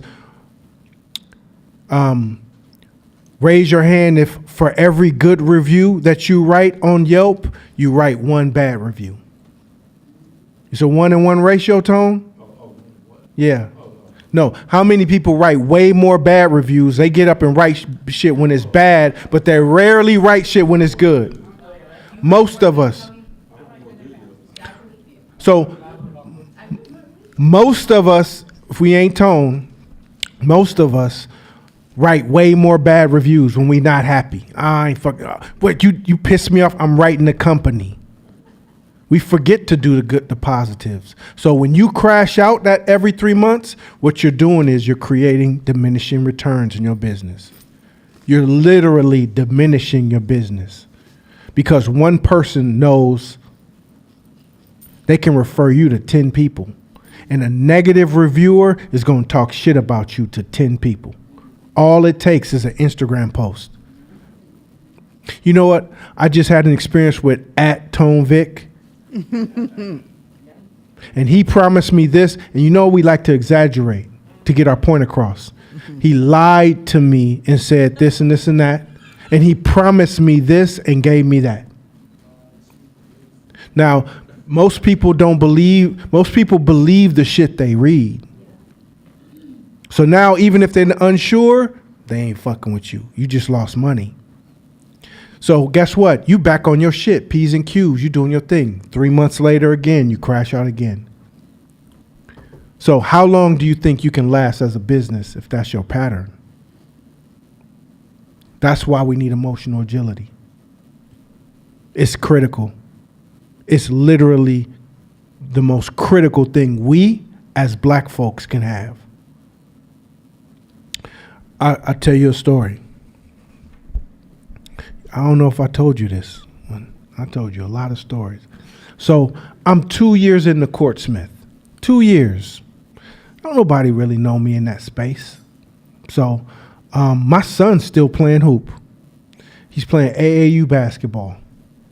I don't know if you guys saw the video that just happened in the basketball space. Okay. So my son's playing AAU basketball. My son's a trash talker. But he's a kind of a, I'm a whisper in your head, in your ear kind of trash talker. And him and a kid were kind of jawing at each other, which I'm used to because my son, he's a dog, what they call him. He ain't no punk. But he never takes it there. So him and another kid's jawing, but it starts getting serious. But they're like, ref is like, calm down. You got a warning. A couple plays later, my son steals the ball. And I'm 2 years in a Courtsmith, and I'm in a gym in Vallejo. Son steals the ball, he's going that way. And when the player just pushes him into the opposing player's bench, and he slides into the bench. So I see him get up, and all I saw was just the whole team surrounding him. So my daddy mode kicks in because I see pushing. So I run over there. I'm throwing coaches, parents, kids, everybody out the way. Get to my son. And I'm trying to fight the coach and get my son out. And the AAU gym promoters run over to try to break everything up. And they're trying to break everything up, and he comes up and he looks up trying to push. He's like, "Ain't you Courtsmith?" Like, yeah. Maybe. Guess what? In 10 years, that group has never given me business. Never. Big organization. I've never got business from them, or their friends, or they clique, or their group, or even their racial group. Lack of emotional agility. That was my first and last time. Damn, if I'm out and about, especially in the basketball world, I will never do this again. I'll bite my tongue until it bleeds before I let my emotions get the best of me and not do the best thing. Most of us don't understand that because our egos are so caught up in our right and wrongs that will justify our emotional actions that will fuck some shit up.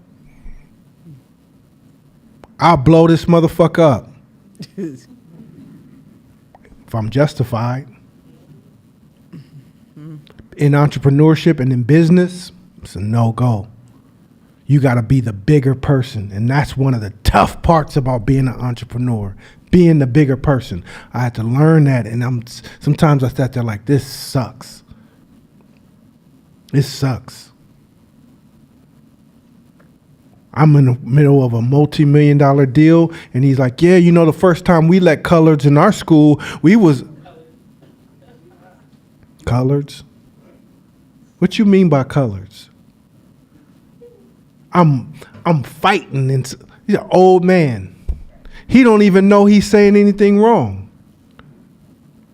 Emotional agility is the first tool you need. That is your foundational tool. Get that book, read it as many times as you can. Make it an annual read, because you're gonna need it on this journey. You're gonna need it. You're gonna need it. If you already haven't realized you needed it, you're gonna know you need it now. When a customer wants their money back and you gave them their best work, your best work. I gave you my best work. But they just didn't like, they nitpicking the little stuff and they want their money back.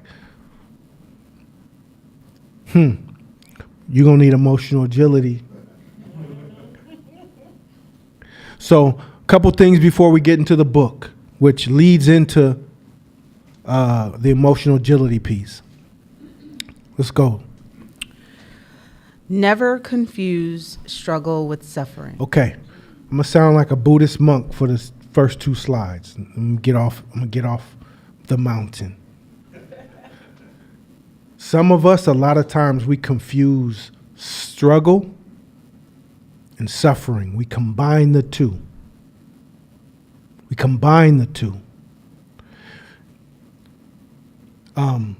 But they're two completely different things. A lot of us who have been raised in struggle, when we get to adults, we don't want to struggle no more, right? Man, I grew up in struggle. I don't want to struggle no more. Personally, I can't think of the last time I ate top ramen because I hate top ramen. I ate the shit so much as a kid, I can't stand it, right? Because that's my story. I tied it to struggle.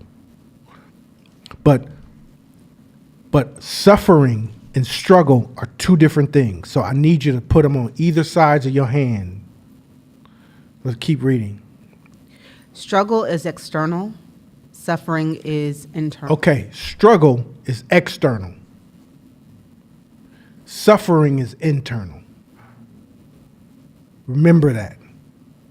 Struggle is external. Suffering is internal. Last part. Struggle can be necessary, but suffering is not. Struggle can be necessary, but suffering is not. You understand the difference? Here's one example. And you know this example because I told you about it a while back. But if you walk past a tree and you see a caterpillar inside its cocoon, struggling, fighting, struggling, fighting, struggling, fighting, struggling to get out that cocoon. And you say, oh, I can't stand to see people struggle. I can't stand to see struggle. Mm-hmm. And you walk over there and you just help it out a little bit. Just open it up a little bit. That, it will never fly ever. It will never fly for the rest of life. You just grounded that thing for the rest of his life. You fucked up his life. Because you didn't want to see struggle. Because in the cocoon, what's embedded in the cocoon is him strengthening the wings for it to fly. Strengthening. That fight, that struggle is strengthening the wings. So as soon as it gets stronger and stronger and stronger and it reaches critical mass, it breaks through and now it can fly for its whole life. But you broke it because you didn't like seeing struggle. You cannot skip struggle steps. Because the struggle is for your growth. It's for your flight in something. Struggle is for your flight in something. Now, here's what's optional. You do not have to feel suffering. You ain't got to feel suffering. Do not have to feel it.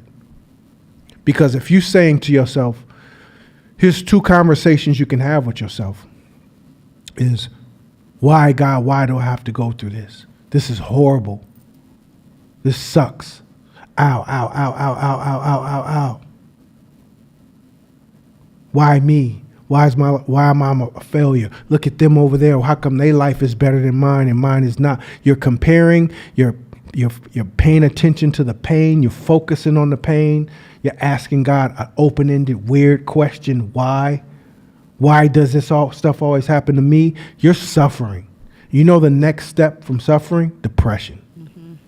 You know the next step from depression? You probably want to kill yourself. Have anybody been to that stage where they want to take their own, unalive themselves? I have. Not unalive. It's stages to it. It's a little step. You just keep going down the steps. But it starts with you suffering. Now, in the same kind of struggle, you can choose to enjoy it. You can choose not to suffer. You can choose knowing that this is good for you, knowing that this is going to be beneficial for you in some way, and looking forward to the process of what it's going to look like when you're strong. Suffering is, God, please take this pain away from me. That's one side of suffering. The other side of the struggle part is, God, give me the strength.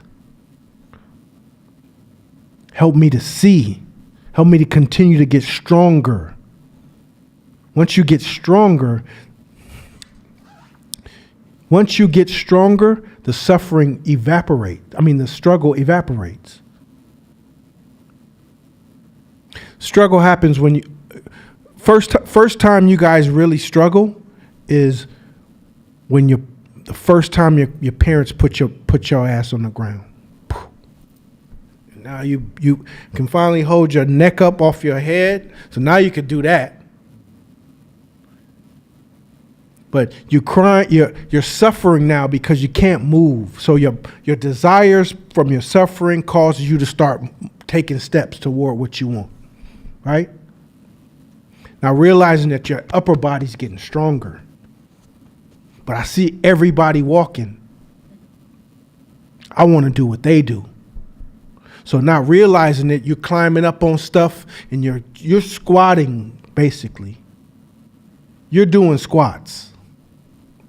Not realizing it. Now, the first time you get in your mind, I'm going to try to take this step. Bang. Does it work out for you? No, you fall. Bang, you fall. That's struggle. You're in the struggle phase. So the goal is to keep getting up, keep getting up, keep getting up. And every time you get up to try again, you're squatting another rep.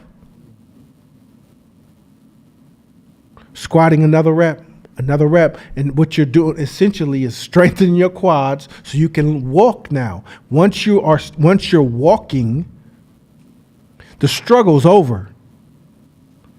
You never have to go back. Now, suffering is optional. Mm-hmm. Most of us love to swim in the suffering part. Mm-hmm. Even to the point of where a lot of us will romanticize the struggle. Mm-hmm. We romanticize struggle life versus living a life of abundance as black folks. I was watching something, man, that's why you had 2 parents. What? That's why you had 2 parents? Man, you grew up in the suburbs. You didn't grow up in the trenches. We had rats and roaches in here. And everybody's like, ooh, he better than you. He better than you because his parents made better choices?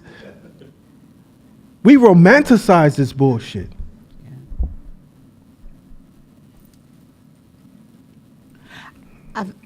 I've never been to a place where I wanted to get up out of here, but I have been to a place of not wanting to participate.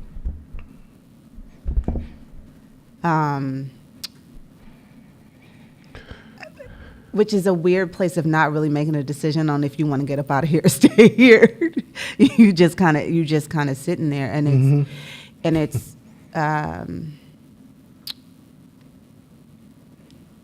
at some point that was a really nice place to not have to be responsible.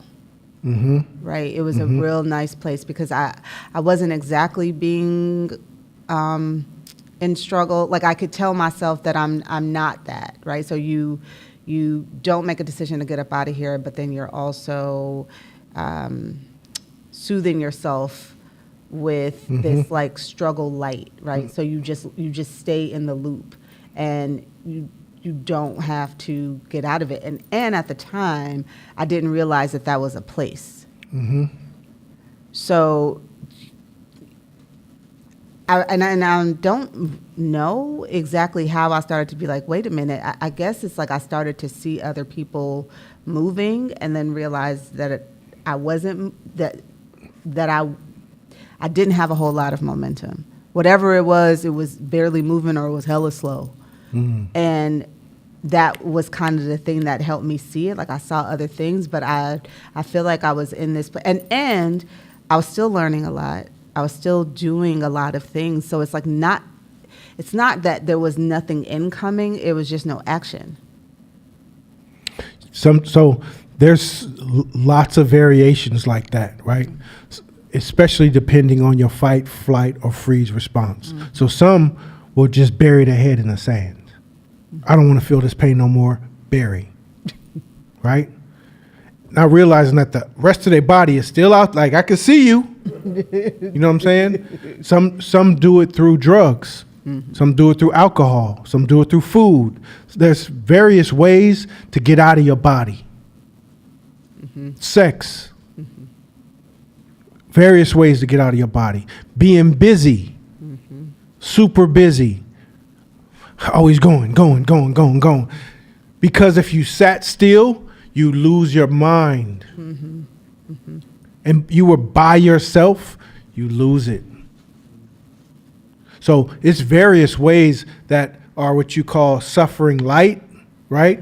It's, I don't want to do the drastic thing, but I will do all the little things. I will do a whole bunch of little things that can get me out of my body and distract me from the feeling of struggle.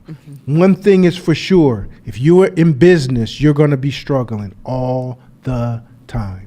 If you're not always struggling, you're not growing, you're not expanding, you're not playing. You're playing the diminishing return game. Here's the deal: if you don't feel struggle, you are destined for diminished return. Something should be like, oh shit, damn, it's been quiet for 2 weeks.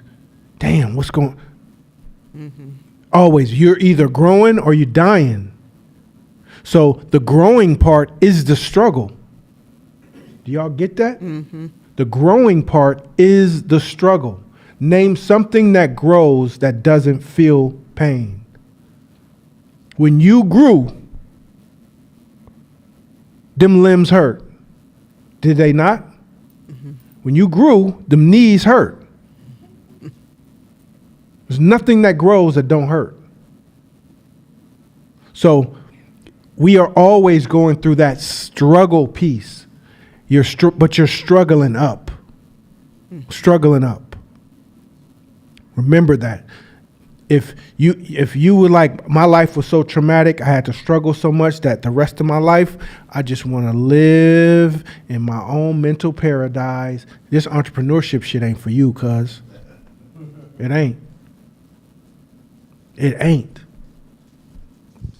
But it would be safe to say, too, that before the struggle turns into suffering, to take a break every now and then so you don't crash. Yay? Yes. Well, breaks and vacations and time off and rest, that's all embedded into your system, right? And only you know when those moments of burnout is. You know when you got to take a break. You know when you need to take rest. But here's the other thing. There's also a time where too much of that shit starts having diminishing returns. And it starts having a negative effect on your business. Some people want to be on vacation all the time, or they only want to work 4-hour work weeks, or they're looking for a way to delegate all their responsibility and abdicate the responsibility to other people so that they could have a life of relaxation and chill. That's lies. In entrepreneurship shit, you got to work hard.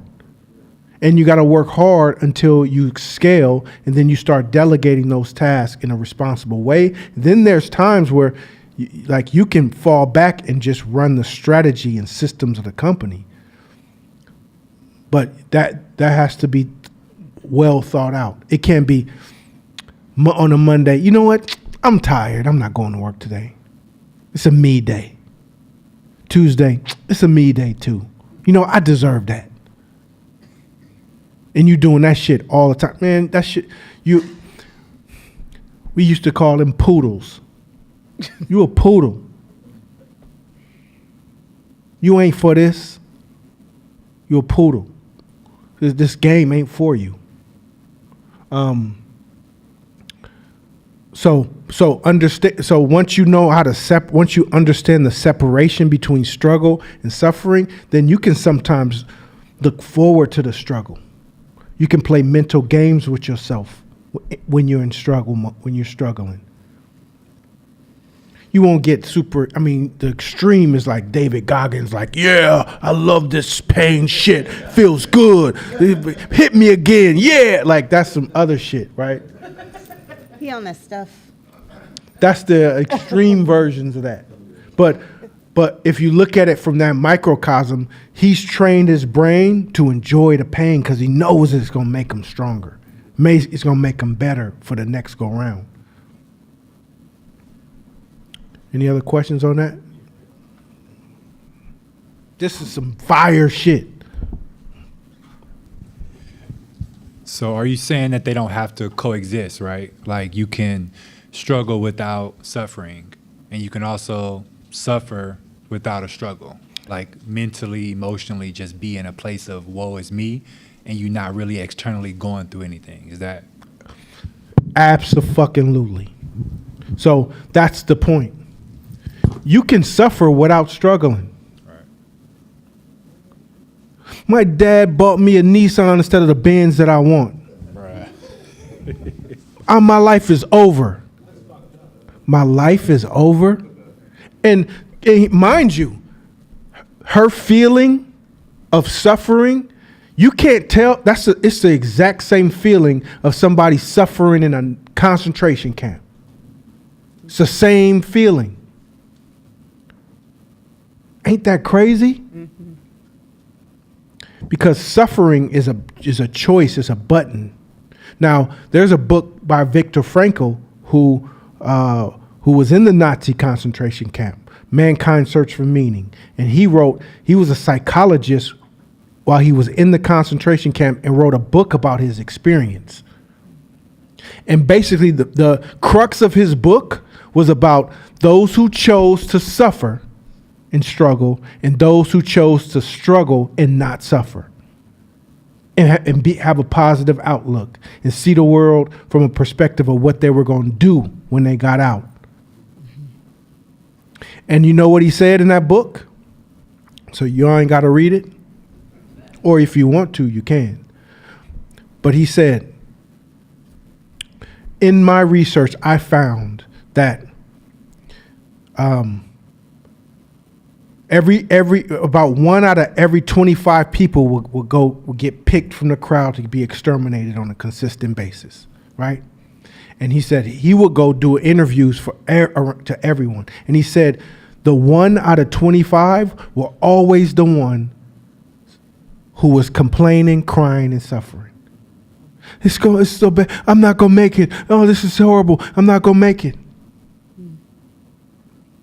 He said, and the ones who were like, I'm going to make sure this never happens to anybody again. I'm going to write a book. I got to get out to find my family. I'm going to make sure that all the future generations are preserved. Anybody who had a purpose behind them never got picked. He said the guards could kind of smell that on people. He's like, when I start finding out that algorithm, I started adopting the shit, like coming up with purpose and like what I'm gonna do when I'm gonna get out, and I'm gonna write this book when I get out, which he wrote. You know what I'm saying? I start copying all those ones. And he's like, there was even occasions where he was like, and he was like, damn, this shit don't work. And he's like, oh no, never mind you, and pick the next person. Almost smell it. It almost gives off something. Think about that. Let me say, I only brought that up to piggyback on what you were saying about like resting before it gets to suffering.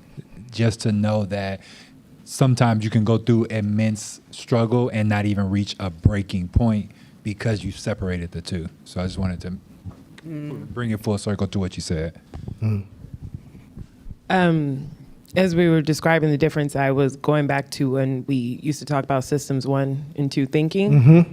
And this would be a variation of that, right? Suffering would be system 2, right? If I recall, I got my systems backwards. But this would be a variation of where you teeter-totter back and forth between those two mental states. Well, if you go back to the first, suffering typically is physical.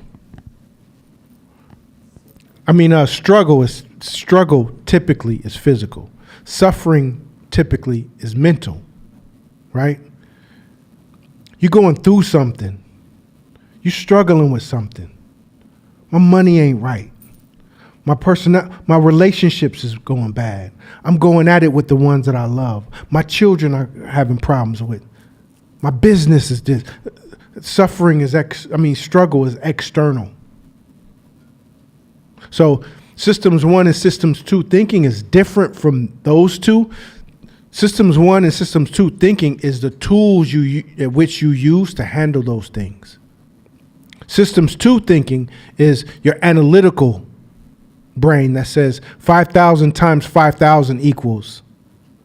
Systems 1 is 1 plus 1 equals. So how quick you come up with answers, that's your heuristics that you can come up with, your rules of thumb that could keep you going. System 2 is your strategy on how you're going to get out. You see what I'm saying? Mm-hmm. Next slide. You can spend a lifetime being anchored in the wrong details. Okay, so this is another one. And all that's going to tie in through the rest of the lesson, but I want to get these two out. Have you ever knew somebody who had a dream? Say they wanted to go pro, or they wanted to be a famous artist, or they wanted to be a successful business person, and you see them do all the work. Say they in the studio every day, just like this person. And they in the studio, they making music, they doing all the stuff in the studio. They writing, they got the book of rhymes. They're good, they pretty good. But person B blows the fuck up. Person A may even know person B. They may have even been in some same studio sessions. Person B may have been like, man, you dope. But person B blows the fuck up. Have you ever thought about why? I know I'm a failed rapper, you know what I'm saying? Like my youth, I wanted to bust raps for like, I'm gonna fucking lie, for a living. That was my high school plan. I had a 0.1 GPA, shit, that was my plan. Have you ever thought about why though?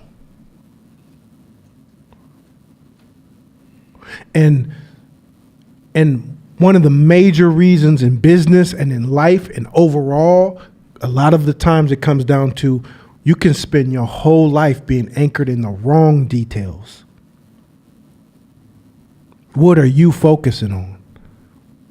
Anybody want to make millions being a millionaire? Anybody? Just me? A lot of people? How long, on average, I just want to know, how long have you wanted this? Since what year? 7 years old. Anybody else? Recently. About the same, 6 years old. Recently. 20 years? 20 years? So 20 plus years-ish for a lot of people in here. What's the difference? It's not, are you not working hard? Hell no, you working hard. Are you not intelligent? Of course you're intelligent. A lot of times we're being anchored in the wrong details. Because if you're glued to an idea of how you're going to get there, mind you, most of the people in this room can achieve that goal. I know it. But most of the time, you're glued, we're anchored into the wrong details of what we're doing. So if I want to make it to I'm going to come back to the musician part, but say I want to make it to the NBA and I'm just watching TV. They shoot, they pass, they dribble. So I'm going to practice all day on how to shoot. I'm going to practice every day on how to dribble, and I'm going to practice some passing. Oh, and some defense too. And I'm gonna spend 4 hours in the gym working on those 4 things. What's the problem? Oh, and I'm gonna play 21 against, play against people so I can sharpen those skills. Is that a bad strategy? Why is it incomplete? Tell me, somebody.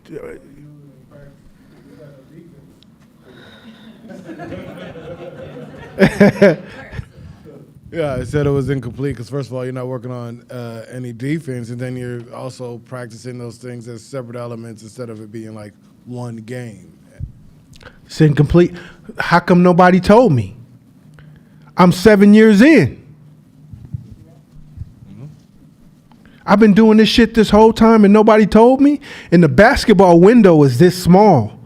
Now I got 1 year left and I just learned this shit. Fuck. See how that could happen?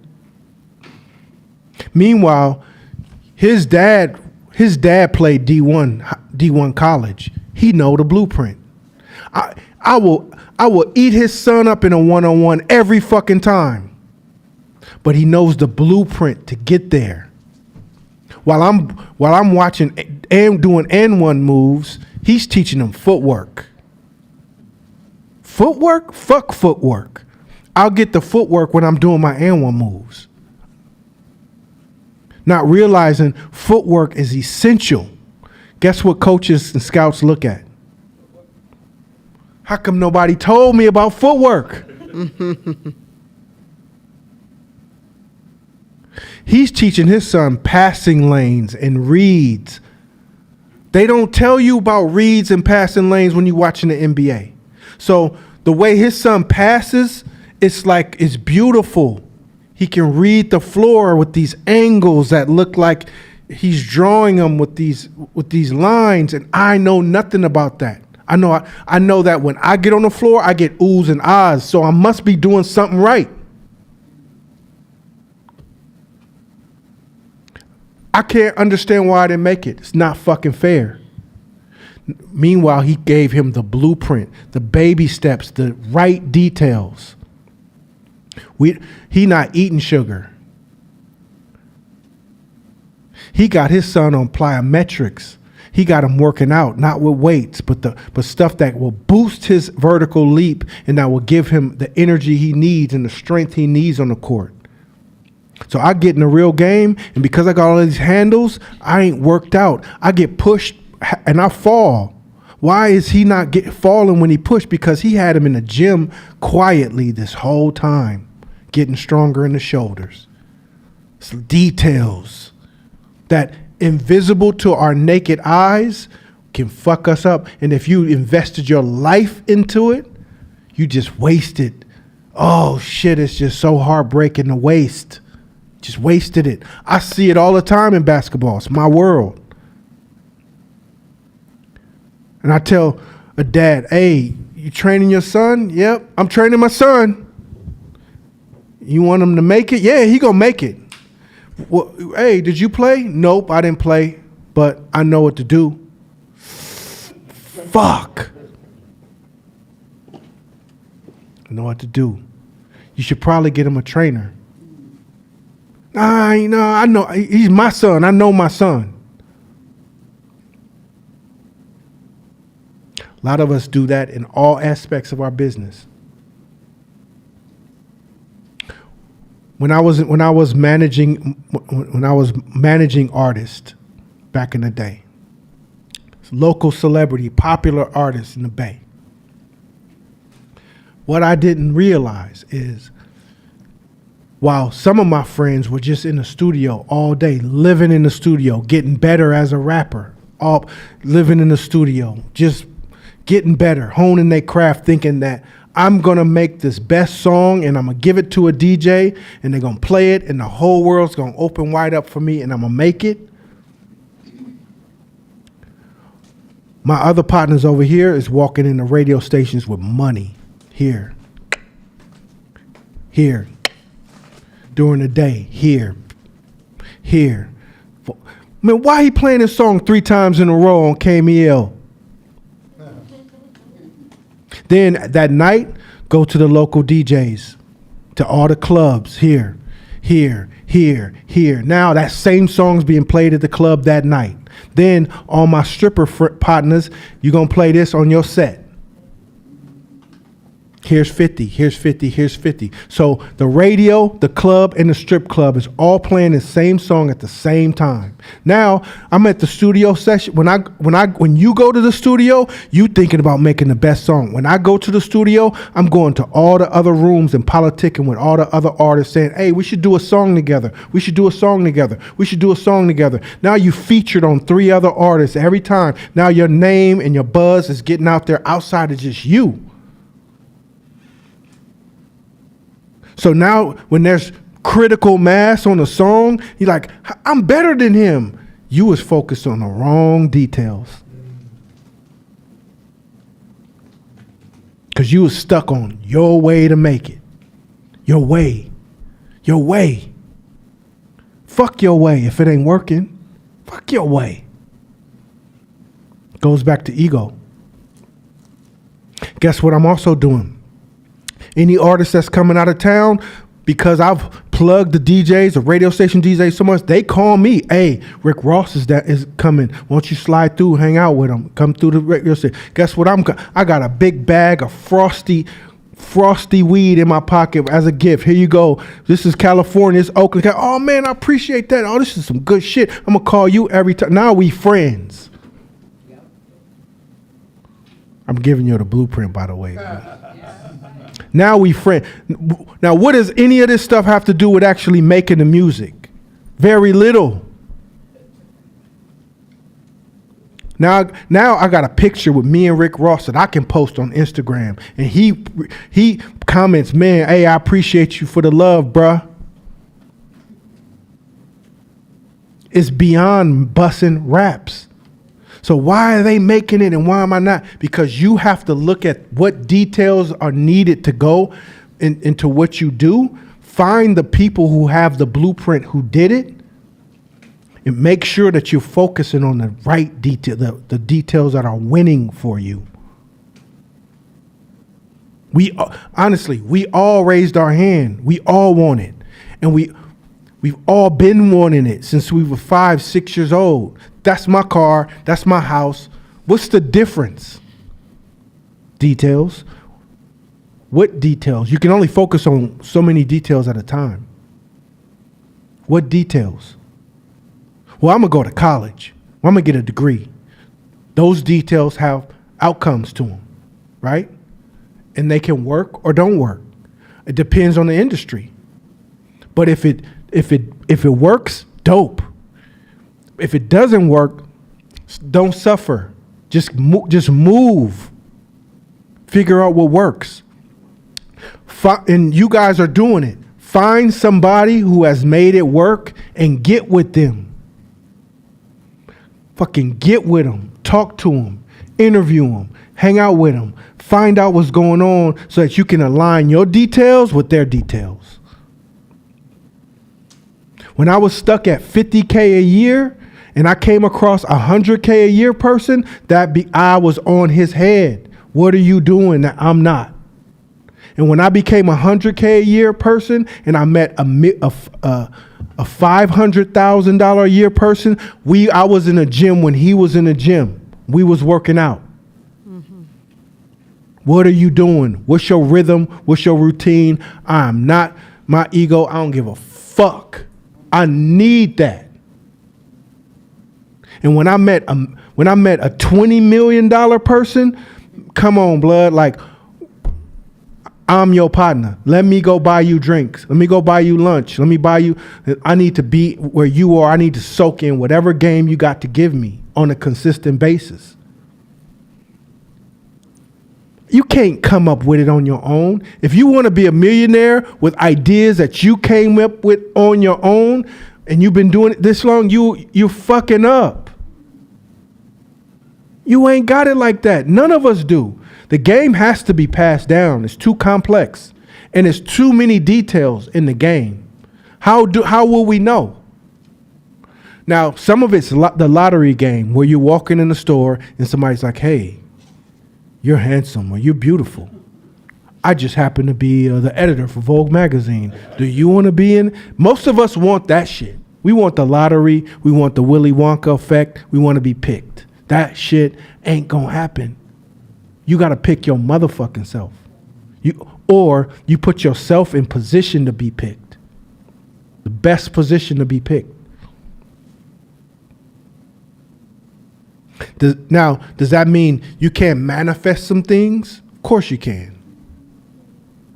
But how do you think an entrepreneur who runs a multi-million-dollar enterprise runs his business off manifesting every day? You can't. You got to be a good business person. You got to be a good business person. What details are you focusing on? That's the difference. That's the difference. And it wasn't until I learned and soaked game from people who did it that made the difference for me. That's it. It ain't no magic formula. That's it. You know the first thing they told me?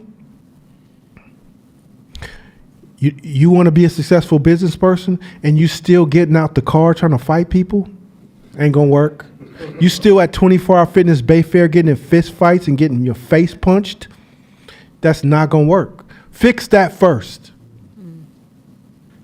Fix that first and come talk to me. How do I fix that? Because it's not my fault. See, they was picking on me. Fix that first. Then we can talk.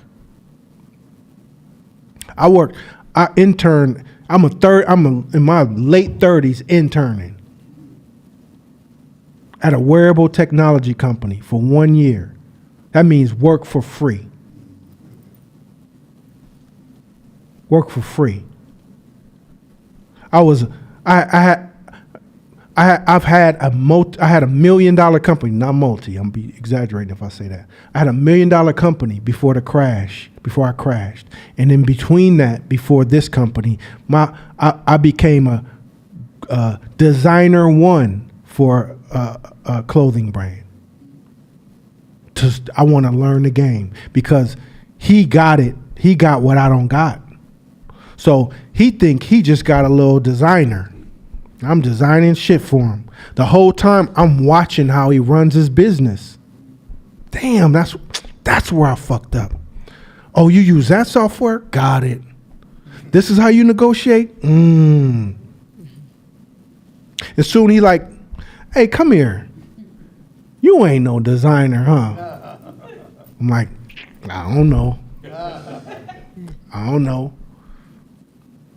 Like, no, I want to give you a raise. I want to make you a manager. No, I don't want to be a manager. I want to stay I'm cool here. He starts seeing it. That's humility. So, and all I wanted to do was align my details with the details of people who are being successful. Minus my ego. That's how you guys pivot. You want to that's the quickest way. Fuck your way. Because you got to ask yourself, how has it been working out for me so far? If it ain't been working out for you thus far, then fuck your way.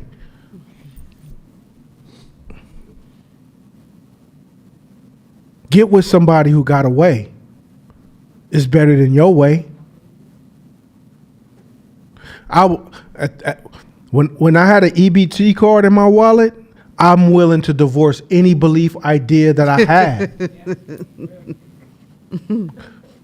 Man, I'll change my name. I'm not even sure if I want to keep that shit. Because everything else has been a fucking lie. Wrong, not it. If you want to play this game for real, for real. So, what's the next part of that? Find the way by playing the results game instead of the games that make you feel validated. Man, come on, blood. You're looking for the way, not your way. You're looking for the way. Once you find the way, you're good. You're good. Because your way is what got you here. Your way gets you the results that you got now. And if that ain't good enough for you, or you played the long game enough with that way and you realize the results ain't it, toss it in the garbage and find a new way. The clues you can get is who around you has the way or has a way that's largely successful. Hey, let me chop it up let me ask. Now, here's a caveat though. Most of the time, we only absorb the shit that we agree with. That sounds good. Don't like that? That sounds good. I ain't listening to that. That feels good. The shit that you didn't disagree with is the way. The shit you agree with is already part of your way. It's already a part of your way. The way is the stuff that didn't jive with you, that rubbed you the wrong way. Why would he say that? That don't make no sense. I don't like that. What? You got to do that? Yes. Those are the things you got to listen to more intently. Mentors, mentors, mentors. I had the honor of being mentored by the founder of North Face. He's an Emeryville cat, white cat, coolest brother that, like, just so cool, billionaire, you would never know. We would meet at a coffee shop in Berkeley that everybody goes to and don't nobody know it's him. Sitting there chopping game every week. Then he said, okay, come to my offices on Fridays because I need to chart out some stuff. So we start meeting at his office. Walked in his office, beanie, hoodie. She was like she was about to call 911. Like, here, I need to see Hap. The CEO? Yes. 911. He come out like, no. That's he cool. Come on in. Every Friday. This is how you build a niche brand from scratch. That's it. He gave me his way. Soaked it. You gotta find. So, I never will ever claim being self-made or I'm smart. No, none of that. It's I aligned my way with the way, and that's it. That's why it's dumb motherfuckers out here making 10 times more than all of us. If you're smart enough to get out your way, to align your way with the way, you got it. Last illustration. When I was in the corporate world, working at Intel as an engineer. So we were around this round table, eating lunch, and there was what's the new word for them? Special needs person who was a janitor, right? So he was a special needs person. I'm not gonna mimic him, but me and him was homies. So I would be like, hey, what's up, man? He's like, what's up? I said, hey, you got all the girls. So I was like, no, you got all the girls. We would joke about who got all the girls and laugh. And so he came in door to like empty garbage cans. And so a person started making fun of him. I'm like, don't be laughing at him. That's my partner. And so one of the engineers next to me was like, he probably got more money than everybody at this table. And he was like, nah, we're engineers. We make computer chips and shit.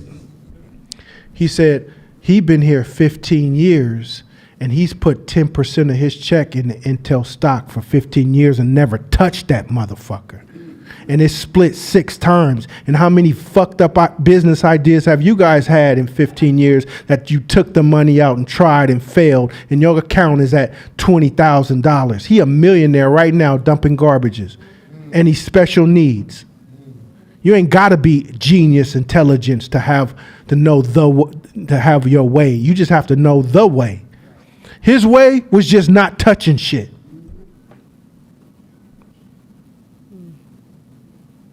I got quiet real quick because I done pulled that money out like 3-4 times. Many times with failed businesses. Like, oh, he talking to me. You get my point though. It's a cold one and it's a true story. A special needs dude whooping all y'all asses. He probably still ain't touched that shit. He said, where he at?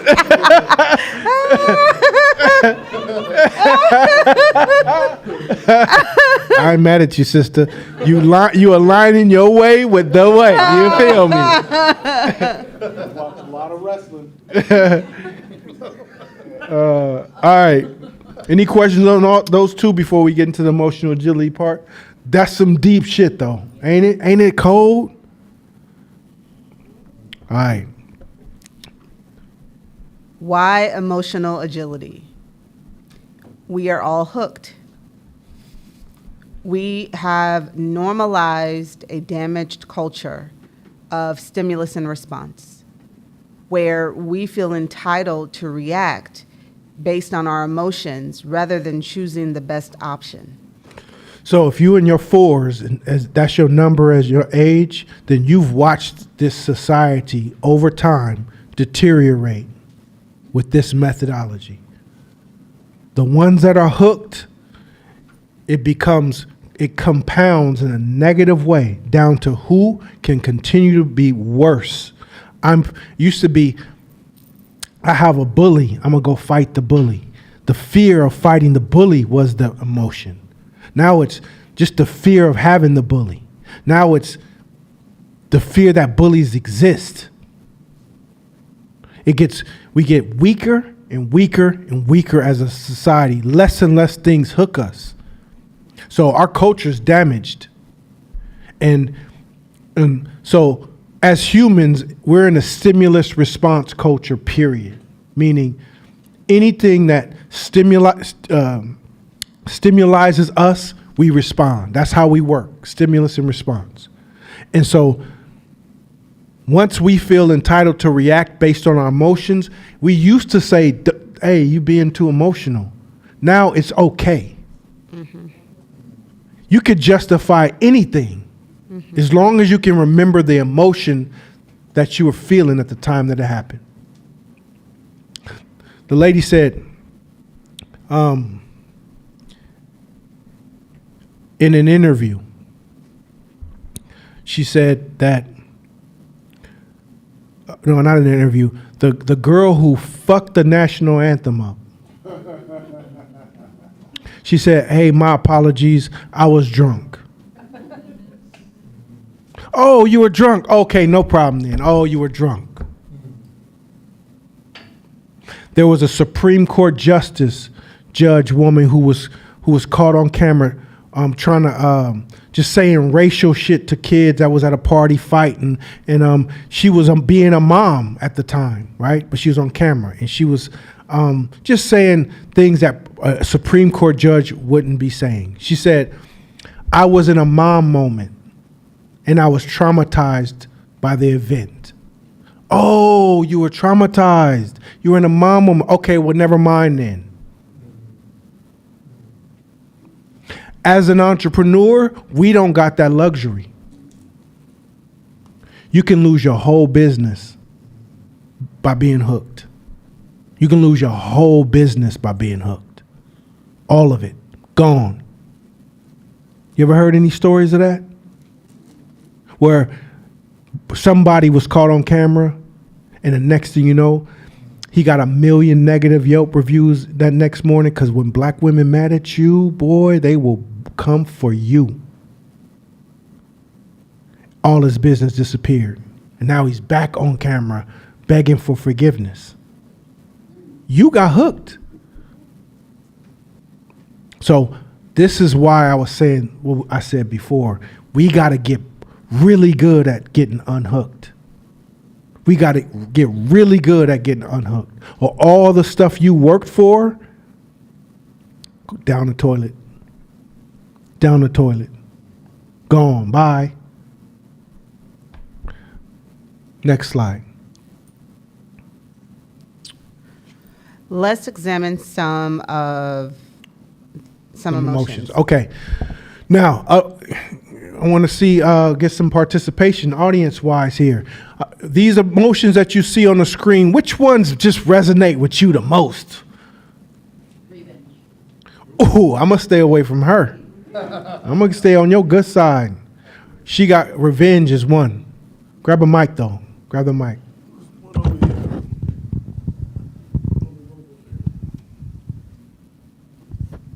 Fear.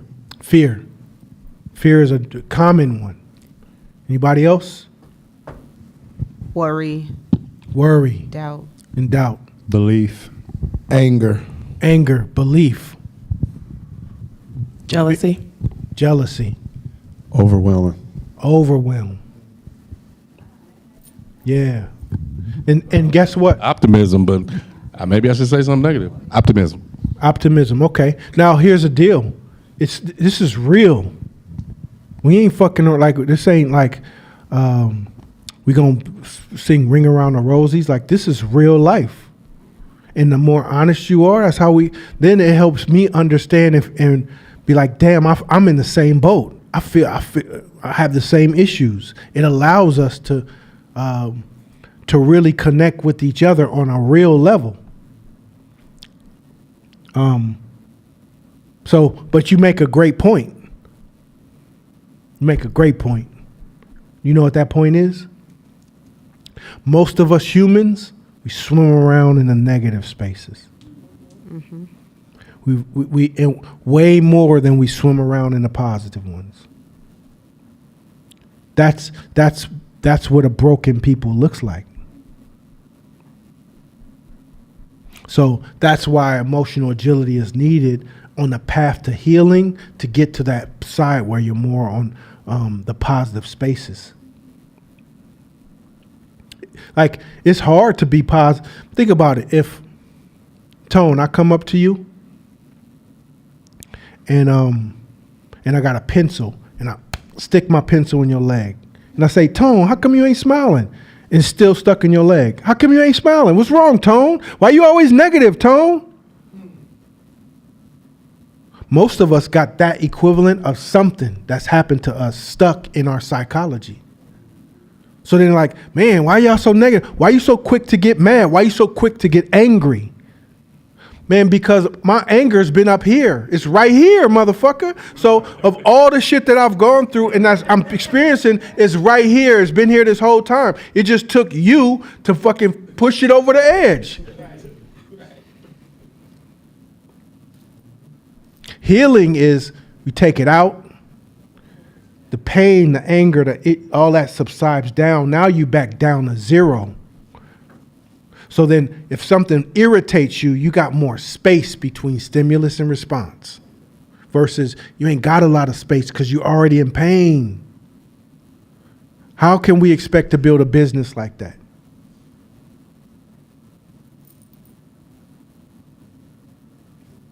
You can't. Not to go back, but I think that's why I was saying take the break. So this kind of goes back to the suffering and struggle. Suffering is leaving that pencil in there. The struggle is, okay, let me take this out and go back down to zero. And that's why I was saying before you get to that crash point, that breaking point, isn't it smart to not go to suffering, deal with the struggle, and like, I know what I'm trying to say right now. Basically, what you just said was what I was trying to say earlier, like, take it down before you go crazy and Crash out. you know what I'm trying Crash to say. out. Okay, here's Like, not I wasn't trying to say like go on vacation and shit like that. I was like, okay, before you start, suffering and all this other stuff, doing mentally stuff, you just said like, dude, deal with it, take it out, breathe, go back down to zero so that you expand that space, right? Mm-hmm. So that's why I'm saying like it would be smart before you blow up or whatever, you take a pause, you take a break, you deal with shit so that you have that space between 0 and 100. Yes, taking a break and taking a pause is a strategy. It is a strategy. Absolutely, because it gives you time to react. I got a phone call yesterday. When he said it, I was on fire. I know when I get on fire because I'm a super nerd now, all the way nerd. I love it. I immerse it. But when I be like, man, you got me fucked up. Like when I get like that, I'm like, oh, who is that? I ain't seen him in a minute. Like I'm like, man, I want to fuck you up. I'm that angry. You know what I said? Hey, I just walked into my house. Let me call you back. Let's talk about it tomorrow. Because I can't have this conversation. So that's the equivalent of take a break. Then I go to sleep, I eat, I'm satiated, I go to bed, I wake up, kind of forgot about it. You know what I'm saying? So that is a tool that you can use. I call Nana. Nana, man, check this out. This motherfucker said this. Can you fucking believe that shit? This, and this. Here are the two options in my head. Option A or option B. Which one you think is right? The right one is option B. Option B, I agree with you. Option B is it. Let that option A shit go. Now, I don't necessarily have to deliver it the best way, but hey, come in my office. Option B. All right, cool. We're done. So it is a strategy, but the best strategy is healing. Because healing brings it all the way down. Healing, you can look at somebody with empathy. Healing, you can say, man, I can understand why you feel that way. I can understand how you got there. I can understand that the shit that you talking right now is just a reflection of your own inner pain. So I'm not even mad at you. Let me put my arm around you. You know what I'm saying? You're a different person. So it may be struggle pulling it out. It's not suffering, though. Because you know this is for your greater good. Get this out. Oh, shit. Hurts. 1, 2, 3. Like you're doing all the stuff. But the healing part is now allows you to come from a neutral space, not a place of pain. You know what it reminds me of? It's a fucking cartoon, but it was a dopest cartoon. Who got kids? I hope y'all relate to this. Remember Moana? Yes. And that woman, the woman, I think her name was Taka. She was black and she had all this fire and shooting fire at people. And once he put her thing back in her chest, which was hers the whole time, she was able to heal and fulfill her ultimate purpose, and that's beautify everything. That is a complete microcosm of us, who we are. Person walk around hella angry or bitter or mad or in fear or frustrated or all those emotions. People don't even know who your true self is. Because you lead with that because that's still stuck in you or somebody's taking that from you.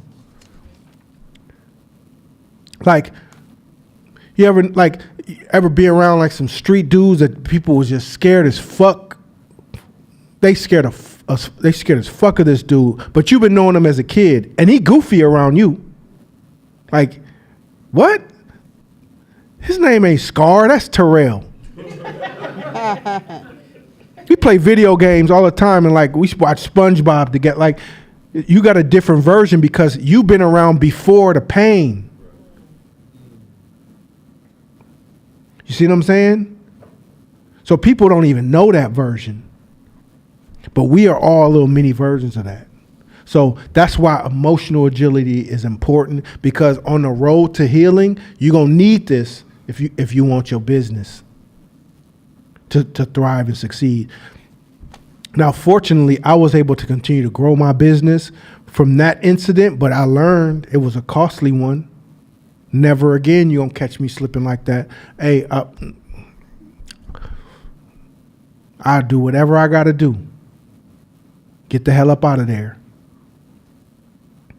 Next slide. Emotions are the body's immediate physical responses to important signals from the outside world. First thing, you know how they say, don't be emotional? Whoever tells you that, turn them off. There's no way we cannot be emotional. We all are emotional creatures. We feel emotions. It's not the not feeling of emotions that's the thing. It's how you respond. Keep going. When our senses pick up information, signs of danger, hints of romantic interest, cues that we're being accepted or excluded by our peers, we physically adjust to these incoming messages. So we literally feel emotions based on the stimulus response. Any cue, that's how we survive as humans. Fear is a powerful tool that we've used for millions of years to survive. That's how we survive. So There's no way you can turn fear off, but you can use it. Like fear tells you that something's not right. There's danger there. Right? Next slide. Emotional rigidity, getting hooked by thoughts, feelings, and behaviors that don't serve us, is associated with a range of psychological ills, including depression and anxiety. Okay, so we all feel emotions, right? There's no getting out of not feeling emotions. So what most people are they're emotionally rigid, meaning you say something that pissed me off, now I'm pissed off. That's the way it goes. I don't get to choose how I feel. You choose by what you do.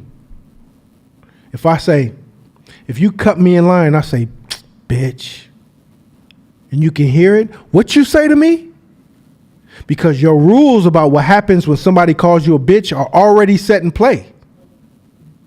So you just follow the play. And everybody around you can justify it because that's what the general rule, or what us black folks call the general principle of what to do when that happens. Black men, have you ever been called a BAN by your woman? BAN. That's hitting the TNT button.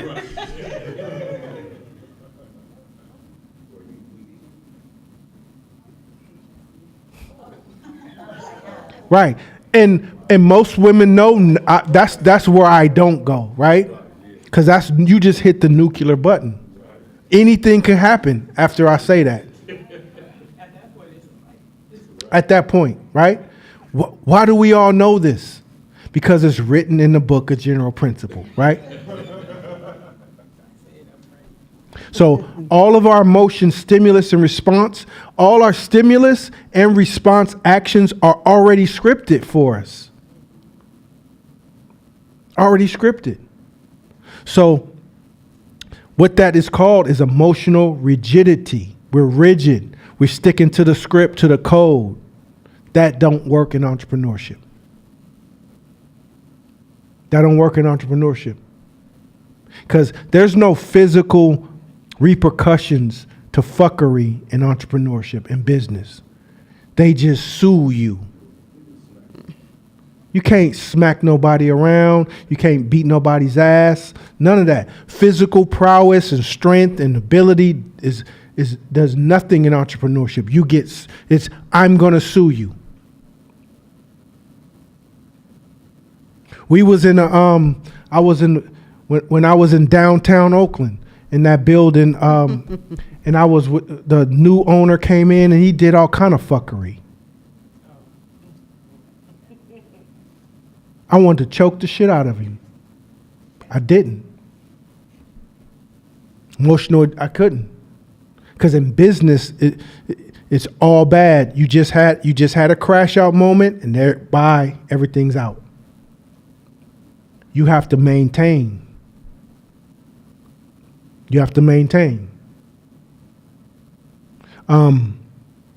So, what's the opposite of emotional rigidity? Yep. Go ahead. Meanwhile, emotional agility, being flexible with your thoughts and feelings so that you can respond optimally to everyday situations, is key to well-being and success. So, physical, mental, is your brain a muscle? Yes. So, if you work out every day, right? Work out every day. But you don't stretch. And then I say, hey, meet me at the lake. Let's go run. You've been working out every day, last few years, but you never stretch. And we go on the lake and we run. And we sprint. What's likely gonna happen? You're gonna pull something. because your muscles are rigid. There's no agility in those muscles. They might be big and they might even be strong, but if you don't exercise them and flex them and stretch them on a daily basis, they become rigid. And you can tear something. Emotional agility is the practice of stretching your mental muscle all the time, so that when you get in situations where it's a stimulus response, you're flexible enough to move around it, to move with it, to make other choices, to think differently, to respond differently, to hold that information, to process it, to come back with the best possible solution. That's what emotional agility is. That's why people always talk about emotional intelligence. Emotional intelligence ain't shit without emotional agility. There's serial killers who can explain every feeling they were feeling while they were going through it. That's emotional intelligence. Saying you got me fucked up is emotional intelligence.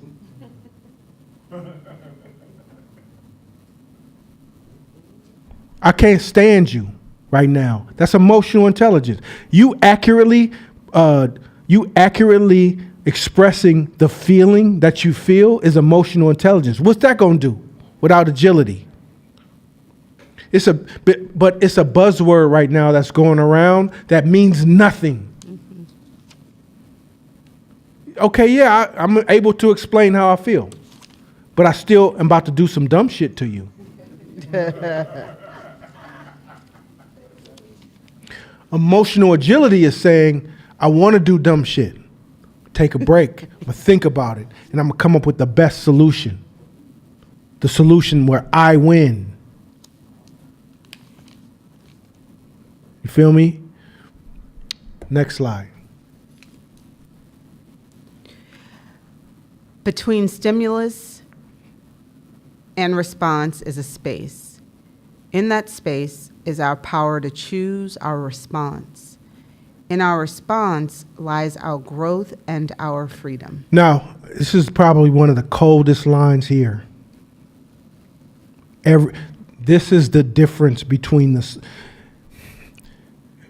We know we talked about the small details, right?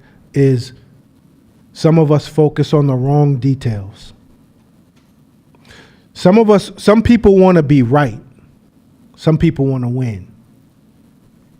Most of us fight to be right when the small group, about 1%, are fighting to win. You could be right. I don't give a shit. I'm going over here to win. Oh yeah, you can have that. I'm winning. So you can scramble to fight to be right or to have respect or pride and all that shit. Those are your currencies. Keep them. I'm going to go with these currencies over here. So there's a space between stimulus and response. What people say to you and what you do. Now, it's your choice in how you respond.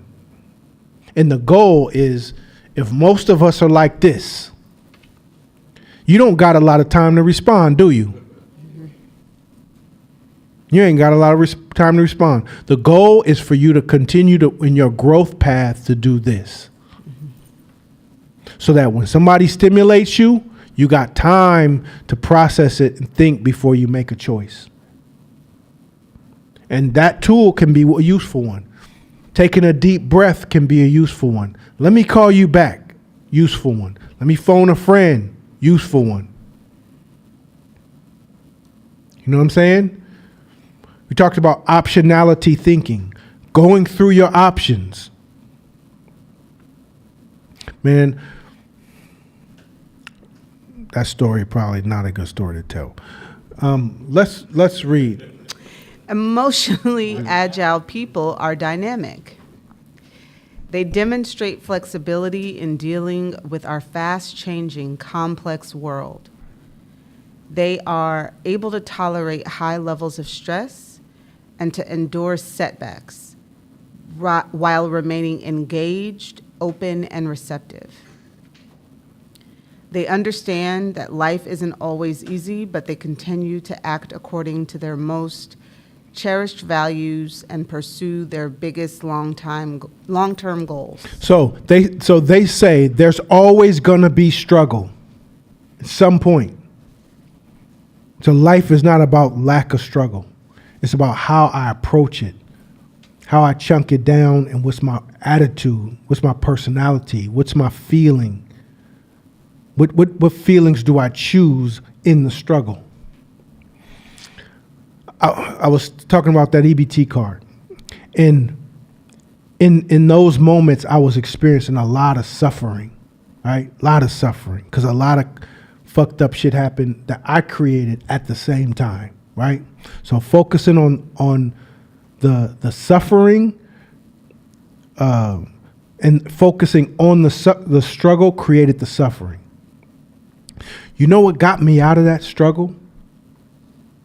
Changing my mentality and removing the suffering. Same shit was happening. I still had the EBT card in my wallet. I was walking to BART at the time, no car. And the first walk used to be, I'm embarrassed. Shit, let me duck around these bushes. I don't want nobody seeing me. And I was Z-lining behind buildings to the BART station because I didn't have no car. And once I start progressing beyond the stimulus and response space, and how can I control my feeling? Then it became, damn, it's a nice day today. I didn't realize this grass was this green. Man, he keeps his yard good. That tree is huge. Man, they manicure their house well. And over time, I started enjoying my walk. Then I started having a good walk. Then I started looking forward to walking. As soon as I started looking forward to walking, I got a car. This is a true story. Suffering perpetuates suffering. But the opposite is true too. Hey, Corey, you need a car? You can have it. So realize the space between stimulus and response. You can choose. Same like Viktor Frankl in Mankind's Search for Me. It doesn't matter where you are. You choose how you want to respond, and then your outcomes change. It is what it is. That's the way we are as humans. It works like that. Keep going. They still experience feelings like anger and sadness. Who doesn't? But they face these with curiosity, self-compassion, and acceptance. And rather than letting these feelings derail them, emotionally agile people effectively turn themselves toward their loftiest ambition. Man, that's a dope-ass paragraph. So it humanizes us. We're going to feel the feelings. Have anybody ever been depressed? Has anybody ever been depressed and got more depressed because they was depressed? Man, I'm mad at myself because I let myself get depressed, so now I'm more depressed. Man, fuck. Right? Shit happens. So it's saying you're not going to not feel those feelings, but the emotional agile folks realize where they are. And what they do is they say, am I ready to turn this around? I'm ready when you are. I'm ready when you are. Oh, you want to lay in bed some more? Let's do it. But when we're ready, let's go. Because that can allow you to understand, I got this tool here that could choose how I want to respond. And whenever I'm ready to use it, let's use it. That's what makes this so amazing. This is probably one of the most important tools you'll ever have in your life. Next slide. Unhappy in a relationship? Find another. Not productive enough? There's an app for that. When we don't like what's going on in our inner world, we apply the same mindset. So that's what you were talking about, Shabisha. Keep going. We go shopping, we get a new therapist, or we resolve to fix our own unhappiness and dissatisfaction and simply think positive. So that's how some of us use a form of escapism. Escapism is, oh shit, I don't want to deal with it. Let me go over here. Let me do this. Let me buy some. That's what some of us do, right? And that's short-lived because diminishing returns. Diminishing returns. Diminishing returns. Whatever that thing is going to get that you're using to hide the fact that you're fucking depressed, or whatever thing you're doing to distract yourself. The cold part about it is it gets old over time. Them new shoes, them Gucci bags, them beautiful girls, them handsome dudes, whatever that's happening that you're using to distract, they get less and less attractive over time. And it's like, damn, I'm not even interested in this. But you just going through the motions because that's what you normally do. It's all you got. That's all you got. So that's what the world we live in now, we do. We mask ourselves. And it's so easy to do this. This is so addictive now. So fucking addictive. So you can go 1, 2, 3 hours like it's nothing. So entrepreneurship is we pump the brakes on that. We know it's not easy, but this ain't an easy gig. You pump the brakes on it and you decide that you're gonna live a life where your stimulus and response is wide, and you're gonna make the best choices for yourself. Next slide. Oh yeah, that's the end. Cool. Yeah. Yeah. Any questions before we go? I don't have no. Charlize. About the book, are we in emotional agility? Didn't Nana say clear thinking last week? He kept. 2 different ones. We're doing both. Yeah, We're merging. yeah. Okay, that's why. Yeah, so we're on my more side. It's emotional agility. This shit's going. If you really dive into it, it could change your life. It definitely has been one of the catalysts to change mine. And I wouldn't bullshit you. Like I say, I'm not the smartest cat. I'm not the smartest fucking match in the book at all. It's learning how to manage your emotions and finding the way and getting out of your way. I have a question about, you mentioned earlier healing first. Mm-hmm. And I'm wondering how you approach that how you integrate that. And here's why I'm asking. Initially, maybe when you and I first started coming around Hope, I was in like a huge personal development, self-help construct. And so everything at the time was heal, heal, heal, heal, heal. And then like 3 years ago, I was like, well, what is this healing? You keep healing the things. Like it just feels like you're just in a heal loop, and that's whack. So I don't want that. And so now I've gotten to a place of, when you break a leg, you're gonna have to like heal as you go along. Like it's like symbiotic versus like this linear approach, which is the way that I was thinking about it. But I wanted to ask if there is a better way to think about it. Good question. So healing the brain is different. It's similar, but it's different than healing a bone, right? Yeah. So you break a bone, you break a leg, right? You get knee surgery, you tear a meniscus, whatever. They sew it up, right? Now, in some cases, the athlete that knee will be stronger than it was before you broke it. But there's some psychological fears because of what happened, the trauma of the event, that will make you not jump on it. Paul George And was talking about that. And it's the knee is stronger, but you're traumatized by the event that you're playing like a bitch. I don't know another word, right? But it's a thing. It happens to all of us, right? So you're sketchy around. So it's not, the knee's not the problem anymore. It's you. It's here.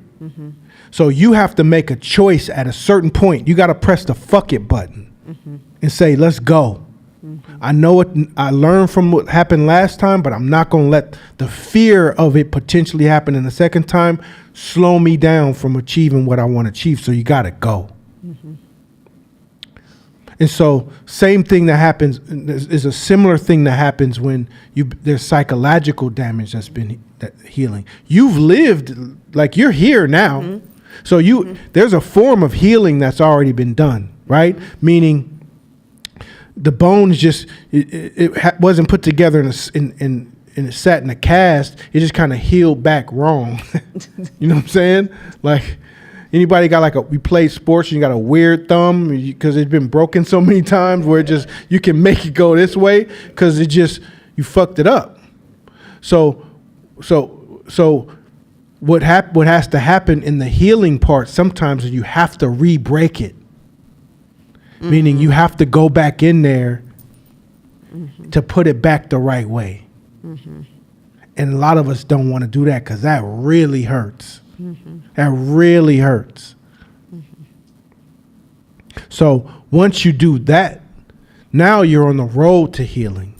But you have to confront the thing after you've lived life and healed, and you've been able to manage over it. Like, I know I can't move the thumb this way, but I've figured out how to open stuff with it and everything. I don't really need to no more. Like, nope, we got to re-break it. And that's where it's going to hurt. So it's not a healing loop. It's running from the actual real healing of it. And then once you get that, you're good. Like, you good because now you can come around that situation and not feel those feelings. You cool. You know what I'm saying? That was an excellent question. So I don't have no fancy exits like Nana do because I've never closed. So I just say, all right, y'all. See y'all later. I'll see you in What, 2 the Russell weeks. Simmons? Peace and chicken grease. Thank you.